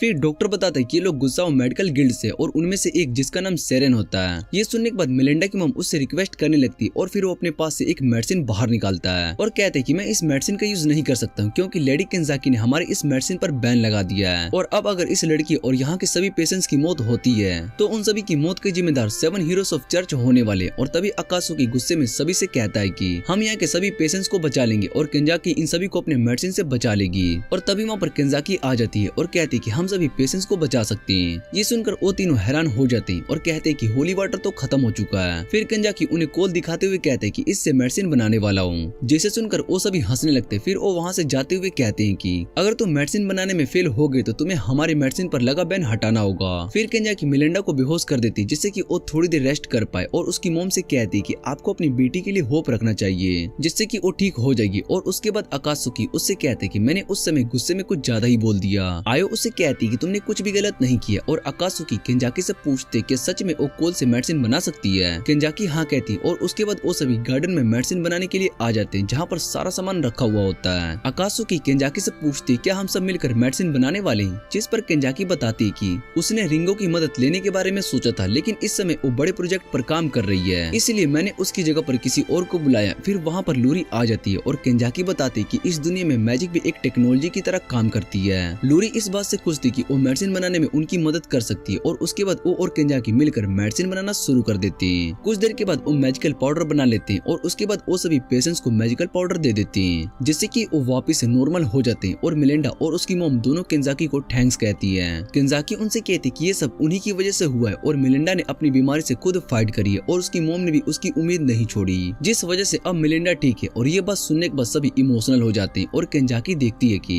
कोई उनकी बातें सुनकर वहाँ से भाग रहा है। फिर हम मेडिकल गिल्ड के लोगों को देखते हैं जो कि सेरेन सेरेन को बता रही होती है कि केंजाकी ने मेडिसिन बना ली है, उसमें उसकी मदद एक लड़की ने की है जो कि मैजिक यूज कर सकती है। और फिर सेरेन कहते हैं कि हमें उस लड़की को पकड़ना होगा, जिसके बाद हम उसके मैजिक का यूज करके मेडिसिन को खराब कर देंगे। इन सब से 7 हीरोज और चर्च पर से लोगों का भरोसा उठ जाएगा और उनकी रेपुटेशन भी चली जाएगी। तभी वहाँ पर केंजाकी आ जाती है और उसको वहाँ पर देखकर तीनों हैरान हो जाते हैं और केंजाकी उन्हें नीडल से मारकर बेहोश कर देती है। सिरेन अपनी बॉडी को मूव नहीं कर पा रहा होता है और उसके बाद केंजाकी उसके पास आती है और उससे कहती है कि हम ह्यूमन माइंड को बदल सकते हैं। फिर वो अपने पास से एक ब्लेड निकालती है, जिसे देखकर सिरेन बहुत ही ज्यादा डर जाता है और वो केंजाकी से कहता है कि तुम एक डीमन हो। ये सुनकर केंजाकी हंसने लगती है और कहती है कि डीमन वर्ल्ड मेरे लिए सही होगा। वैसे भी मुझे गॉड बिल्कुल पसंद नहीं है और मैं इस दुनिया में सबसे ज्यादा हेट गॉड से ही करती हूँ, क्योंकि उसने ऐसे क्रिएचर को बनाया जो कि बीमार हो जाते हैं। गॉड्स ने उन्हें परफेक्ट नहीं बनाया और इसी की वजह से काफी लोग बहुत ही सारे डिजीज के कारण मारे जाते हैं। अगर मैं गॉड से फाइट कर पाती तो सबसे पहले मैं गॉड को ही हरा कर खत्म कर देती। इतना कहने के बाद वो सिरेन के सर पर एक ब्लेड मार देती है। अगले दिन मिलिंडा और उसकी मॉम सभी को थैंक्स कह रहे होते हैं और वहाँ से जा रही होती है और सिरेन भी केंजाकी और वहाँ के डॉक्टर के साथ काम कर रहा होता है, पर उसका बिहेवियर पहले से बहुत ही चेंज हो चुका होता है और डॉक्टर इस बारे में केंजाकी से पूछता है। ये सुनकर केंजाकी स्माइल करने लगती है और दूसरी तरफ हम कॉनरॉड को देखते हैं जो कि जनरल नीरो से मिलने के लिए आया होता है। जनरल नीरो कॉनरॉड से कहता है कि तुमने गुस्साओ को मारा है और मैं इसके लिए तुम्हें कोई भी सजा नहीं दूंगा, क्योंकि तुमने उसको मारकर अच्छा काम किया है। भले ही वो रॉयल फैमिली से था, पर उसने ही लोगों को भूख से मार दिया था। तुमने गुस्साओ को मारकर ये साबित कर दिया कि जो सबसे ज्यादा स्ट्रॉन्ग होता है वही इस दुनिया पर राज कर सकता है। ये सुनकर कॉनरॉड खुश हो जाता है और फिर नीरो कहता है कि अजय ब्रिगेड ने 7 लाइट्स ऑफ चर्च के साथ हाथ मिला लिया है और अब तुम सभी साथ में काम कर रहे हो, जिस पर कॉनरॉड बताता है कि उसके पास अब कोई भी रास्ता नहीं था और नीरो उसकी बात समझ जाता है और वो कॉनरॉड से कहते हैं कि मैं तुम्हें फोर्स और पावर दूंगा, जिससे कि तुम 7 लाइट्स और चर्च को हरा सकोगे। और ये सुनकर कॉनरॉड खुश हो जाता है और तभी वहाँ पर एक मेज आ जाता है। नीरो उस मेज को अपनी पावर दिखाने के लिए कहता है और वो मेज अपना फायर मैजिक दिखाता है और उसके बाद एक फायर स्पेयर को क्रिएट करता है, जिसे देखकर कॉनरॉड हैरान हो जाता है और कहता है कि ये तो हेवन फ्लेम है और नीरो उससे कहता है कि ये वही है। कॉनरॉड सोचने लगता है कि गुस्साओ का सबसे स्ट्रॉन्ग मैजिक इसने ऐसे ही कंट्रोल कर लिया, ये जरूर कोई बहुत ही ज्यादा स्ट्रॉन्ग होगा। फिर नीरो कॉनरॉड से कहते हैं कि मैं तुम्हें अपनी 10,000 सोल्जर भी दे रहा हूँ। कॉनरॉड इन सब के लिए जनरल नीरो को थैंक्स कहता है और नीरो बताता है कि 7 लाइट्स झूठ है, वो लोगों को धोखा दे रहे हैं कि वो गॉड है, पर यहाँ पर इंपीरियर से पावरफुल और कोई भी नहीं है, इसलिए सभी को उनकी बात माननी पड़ती है। दूसरी तरफ रिंगो ने एक बड़ा सा न्यूक्लियर बम बना लिया होता है और रिंगो सुकासा से पूछती क्या हमें इतने पावरफुल वेपन की जरूरत है, जिस पर सुकासा रिंगो से पूछती कि एक नेशन को कैसे बनाया जाता है और रिंगो कहती कि वो इस बारे में कुछ भी नहीं जानती है। फिर सुकासा बताता है कि नेशन को बनाने के लिए कुछ भी नहीं चाहिए होता है और सभी लोग मिलकर बस एक नेशन बना सकते हैं, पर नेशन को प्रोटेक्ट करना सबसे ज्यादा मुश्किल होता है, क्योंकि बहुत ही सारे लोग ऐसे होते हैं जिन्हें उस नेशन से प्रॉब्लम होती है और उसको खत्म करना चाहते हैं। इधर हम जिन को देखते हैं जो कि सोच रही होती है कि वो इस एम्पायर को पूरी तरीके से चेंज कर देगी और सभी लोग यहाँ पर अच्छे से रह पाएंगे। तभी वहाँ पर कॉनरॉड का गार्ड राइजन आ जाता है। कॉनरॉड अभी मीटिंग के लिए गए हुए और जिन उससे कहती है कि तुम कॉनरॉड के साथ क्यों नहीं गए। फिर राइजन बताता है कि उन्होंने मुझे ऑर्डर दिए और मैं उन्हें फॉलो कर रहा हूँ। तभी जिन पर अटैक होता है, लेकिन जिन उस अटैक से बच जाती है और राइजन से इस बारे में पूछती है, जिस पर राइजन बताता है कि कॉनरॉड ने मुझे तुम्हें खत्म करने का ऑर्डर दिया है। फिर वो सभी सोल्जर से कहते हैं कि मैं इससे अकेले फाइट करूंगा और उसके बाद वो जिन से फाइट करने लगता है। जिन उसके सभी अटैक से बचते हुए उसकी आंखों पर अटैक कर देती है और राइजन को इससे बहुत ही चोट लगती है। तभी वो सोल्जर को अटैक करने के लिए कह देता है और सोल्जर जिन पर अटैक करना शुरू कर देता है। जिन उनके अटैक से बच रही होती है और तभी राइजन उसको पीछे से मारकर गिरा देता है। सोल्जर जिन को पकड़ लेते हैं और जिन राइजन से कहती है कि तुम एक सच्चे नाइट हो और राइजन ये सुनने के बाद हंसने लगता है। फिर वो जिन को बताता है कि ब्लूम हार्ट ने भी मरते हुए यही कहा था और जिन उससे पूछती है तुम्हें ब्लूम हार्ट के बारे में कैसे पता, जिस पर वो बताता है कि मैंने ही उसको मारा था और ये सुनने के बाद जिन हैरान हो जाती है। फिर एक सोल्जर कहता है कि इसको इसी तरह से मारने का कोई भी मजा नहीं आएगा और उसके बाद वो सभी जिन के कपड़े फाड़ने लगते हैं। तभी उन पर अटैक होता है और वो सभी लोग मारे जा रहे होते हैं और ये अटैक शिनोबू ने किया होता है और वहाँ पर वो आ जाती है। फिर शिनोबू राजन से कहती है कि अजन ब्रिगेड ने हमें धोखा देने के बारे में सोच लिया है और राजन उसकी बात सुनने के बाद कहते हैं कि 7 लाइट्स के हीरोज बहुत ही स्मार्ट हैं। जिन शिनोबू से पूछती है कि तुम यहाँ पर किस लिए आई हो और शिनोबू उसको बताती है कि मैं यहाँ पर तुम्हारी मदद करने के लिए आई हूँ। फिर वो दोनों राजन से लड़ना शुरू कर देते हैं और राजन के अटैक से बचते हुए शिनोबू उस पर अटैक कर देती है। उसके बाद जिन अपनी सोर्ड से अटैक करके राजन को मार देती है और अपनी सोर्ड को देखते हुए कहती है कि ये सोर्ड मुझे ब्लूम हार्ट ने दिया, आज मैं उसकी ट्रेनिंग की वजह से इतना ज्यादा स्ट्रॉन्ग हूँ। फिर शिनोबू जिन से कहती है कि मैं तुम्हें कुछ दिखाना चाहती हूँ, जिसके बाद वो दोनों एक बेसमेंट में आ जाते हैं जहाँ पर उस गोल्डन स्टैचू को तोड़कर रखा हुआ होता है। ये देखकर जिन हैरान हो जाती है और शिनोबू बताती है कि जब 7 हीरोज ने कॉनरॉड कोनर्ड से इस बारे में पूछा था तब उसने बताने से मना कर देता क्योंकि वो इस स्टैचू को यूज अपने फायदे के लिए करना चाहता था। जिन ये सब सुनने के बाद कहती कि अजेर ब्रिगेड जिस रीजन से बना था अब वो उसके अपोजिट काम कर रहा है। फिर शिनोबू जिन से कहती कि हम सेवन लाइट्स का गोल अभी भी सेम है और तुम चाहो तो हमें ज्वाइन कर सकती हो। जिन भी इसके लिए मान जाती और शिनोबू भी इस बात से बहुत ही ज्यादा खुश हो जाती है और तभी वहाँ पर कुछ लोग आने लगते जिन्हें देखकर शिनोबू और जिन वहीं पर छुप जाते हैं और शिनोबू वहाँ पर कुछ लोग आने लगते हैं जिन्हें देखकर शिनोबू और जिन वहीं पर छुप जाते हैं और शिनोबू वहाँ पर कॉनरेड को एक मेज के साथ देखती है। कॉनरेड उस मेज को इंपीरियर की स्टैचू दिखाता है और उस स्टैचू को टूटा हुआ देखकर मेज कॉनरेड से कहता है कि जनरल ने मुझे तुम्हारी मदद करने के लिए भेजा था और तुमने इंपीरियर की स्टैचू को तोड़कर बहुत ही बड़ी गलती कर दी जिसके लिए तुम्हें बहुत ही ज्यादा सजा मिलेगी। फिर वो अपने फायर मैजिक का यूज करने लगता है और कॉनरेड को पता चलता है कि वो मेज असल में गुस्साव था। इधर शिनोबू और जिन भी गुस्साव को देखकर बहुत ही हैरान हो जाते हैं और कॉनरेड गुस्साव से कहता है कि तुम तो मर चुके थे।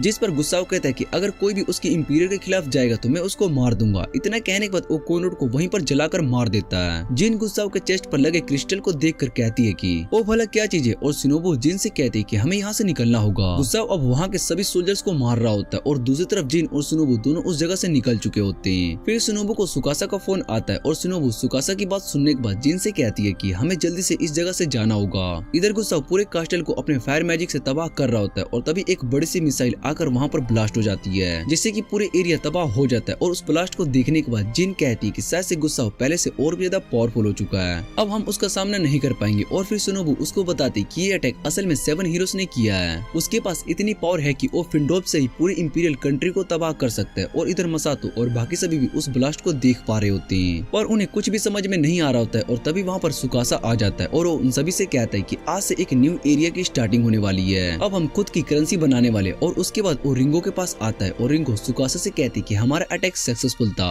फिर सुकासा बताता है कि फ्यूचर में हम इस वेपन को यूज करने के लिए एक रूल पास करेंगे। वो फिंडोल में हेवन फ्लेम के इंसिडेंट को याद करता है जिसमें बहुत ही तबाही हुई थी और वो ऐसे इंसिडेंट को दोबारा नहीं होने देना चाहता है। फिर वो रिंगो से कहते हैं कि इस अटैक की सारी रिस्पॉन्सिबिलिटी वो लेने वाला है, इसलिए तुम्हें परेशान होने की जरूरत नहीं है। और रिंगो सुकासा से कहते हैं कि तुम्हें हर बार सारी रिस्पॉन्सिबिलिटी अपने ऊपर नहीं लेनी चाहिए। अगले दिन जिन और जस्ट आर्मी के साथ होते हैं और आकाशुकी वहाँ पर आता है और सभी लोगों से कहता है कि आज तुम्हें सारी इन्फॉर्मेशन सुकासा देने वाला है। फिर सुकासा सभी लोगों से कहते हैं कि अजेर ब्रिगेड ने हमारे आगे सरेंडर कर दिया है और अब वो हमारे साथ मिलकर काम करने वाले और हम अपनी इस कंट्री को एक अलग नेशन बनाने वाले हैं जहाँ पर सभी लोगों को इक्वल राइट्स मिलेंगे। पर लोगों को सुकासा की बात समझ में नहीं आ रही होती है तो सुकासा उन सभी से पूछते क्या तुम अपनी जमीनों को हमेशा के लिए खोना चाहते हो जिससे कि तुम्हारी आने वाली जनरेशन का भी फ्यूचर खत्म हो सकता है, इसलिए सेवन लाइट्स हीरो तुम्हारी मदद करेंगे और इस नेशन को अच्छा बनाने में। और ये सुनने के बाद सभी लोग बहुत ही ज्यादा मोटिवेट हो जाते हैं। सुकासा कहता है कि आज से इस नेशन का नाम एल्क रिपब्लिक होगा और ये सुनने के बाद सभी लोग बहुत ही ज्यादा खुश हो जाते हैं। तभी लूरी को कुछ फील होता है और वहाँ पर फायर अटैक होता है और सुकासा अपने सामने गुस्साव को देखकर हैरान हो जाता है। उसको समझ में नहीं आ रहा होता कि गुस्साव उस बड़े से अटैक में कैसे बच गया होगा। फिर गुस्साव के चेस्ट पर लगा क्रिस्टल साइन करने लगते हैं जिससे कि वो एक मोस्टर में बदल जाता है। आयो और शिनोबू उससे लड़ने के लिए आगे जाने लगते हैं और सुकासा बाकी सभी सोल्जर से कहता है कि वो लोगों को यहाँ से सेफ जगह पर ले जाए। इधर गुस्साव पूरी तरीके से मोस्टर में बदल चुका होता है और अपने फायर मैजिक का यूज करना शुरू कर देता है। आयो और शिनोबू भी उस पर अटैक करने के लिए आगे जाती है और लूरी उन्हें बताती है कि गुस्साव को हराने के लिए उन्हें उनके चेस्ट पर लगे क्रिस्टल को हटाना होगा। शिनोबू अपने वेपन का यूज उस क्रिस्टल पर करती है लेकिन गुस्साव अपने मैजिक से उसको रोक देता है और अपने फायर बीस्ट से अटैक करता है। आयो सीधा गुस्साव के क्रिस्टल पर अटैक करती है लेकिन उसकी सोट टूट जाती है और गुस्साव के क्रिस्टल पर भी क्रैक आ जाता है जिससे कि उसको बहुत ही दर्द हो रहा होता है और गुस्साव सीधा अटैक करने के लिए भागने लगता है। सुकासा अपनी गन से गुस्साव पर फायर करता है लेकिन गुस्साव को उससे कोई फर्क नहीं पड़ रहा होता है। फिर गुस्साव सीधा सुकासा की ओर जंप करता है और ये देखकर सभी लोग बहुत ही हैरान हो जाते हैं और वो सुकासा पर अटैक करने वाला होता है लेकिन तभी सुकासा उस क्रिस्टल पर फायर कर देता है जिससे कि वो क्रिस्टल टूट जाता है और गुस्साव सुकासा के पास आकर झुक जाता है। वो सुकासा से कहते हैं कि तुम असली मास्टरमाइंड हो जिसने ये सब किया है और तुम एक इक्वलिटी की बात कर रहे हो। तुम्हें क्या लगता है क्या तुम सभी उसको अचीव कर पाओगे? असल में तो तुम एक धोखेबाज हो और सभी को धोखा दे रहे हो। तुम्हें भी ये बात अच्छे से पता है कि इस दुनिया पर सिर्फ एक ही प्रोडेगी राज कर सकता है और जब तुम्हें उसकी सच्चाई पता चलेगी तो तुम भी उसके लिए काम करोगे। इतना सब कहने के बाद गुस्सा वहीं पर खत्म हो जाता है और दूसरी तरफ हम कुछ लड़कियों को देखते हैं। उनमें से एक बताती है कि ये दुनिया चेंज हो रही है। फिर हम न्यूरो को देखते हैं जो कि गुस्सा रीजन में हुए ब्लास्ट को देखकर कहता है कि मैंने 7 हीरोज को कमजोर सोचा था, पर उन्होंने कोई भी मर्जी नहीं दिखाई और अब वो हमारे लिए बहुत ही बड़ा खतरा बन चुके हैं। फिर हम सुकासा को देखते हैं जो कि गुस्साओ की कई बातों को याद कर रहा होता है और वो सब याद करने के बाद वो उठ जाता है। सुकासा सोच रहा होता है कि गुस्साओ की बात सही है, वो कोई प्रो डिगी नहीं है क्योंकि उसके सभी दोस्तों के पास टैलेंट है, पर मेरे पास ऐसा कुछ भी नहीं है और मैं बस अपने पॉलिटिक्स का यूज करता हूँ। और शायद से गुस्साओ जिस इंपीरियर की बात कर रहा था उसके पास कोई तो टैलेंट होगा ही, और अगर ऐसा है तो हम भला उसको कैसे हरा पाएंगे। फिर सुकासा सभी के पास आता है और बिया सुकासा को बताता है कि हमें मियोनिस को स्टोर करने के लिए बोतल बना ली है। उसके बाद वो सभी पार्टी करने लगते हैं और खूब इंजॉय कर रहे होते हैं और सुकासा उन सभी को देखकर सोचता है कि हम सभी साथ में मिलकर उस एम्पायर को हराने का रास्ता ढूंढ ही लेंगे, इसलिए मुझे परेशान नहीं होना चाहिए। और फिर सुकासा सभी से कहते हैं कि एल्क रिपब्लिक के बारे में मैं तुम सबसे बात करना चाहता हूँ, और वो सभी सुकासा की बात सुनने के लिए एक्साइटेड हो जाते हैं। इसी के साथ ये सीजन यहीं पर एंड हो जाता है। अगर आपको वीडियो अच्छी लगे तो वीडियो को लाइक करके चैनल को सब्सक्राइब जरूर कर लेना।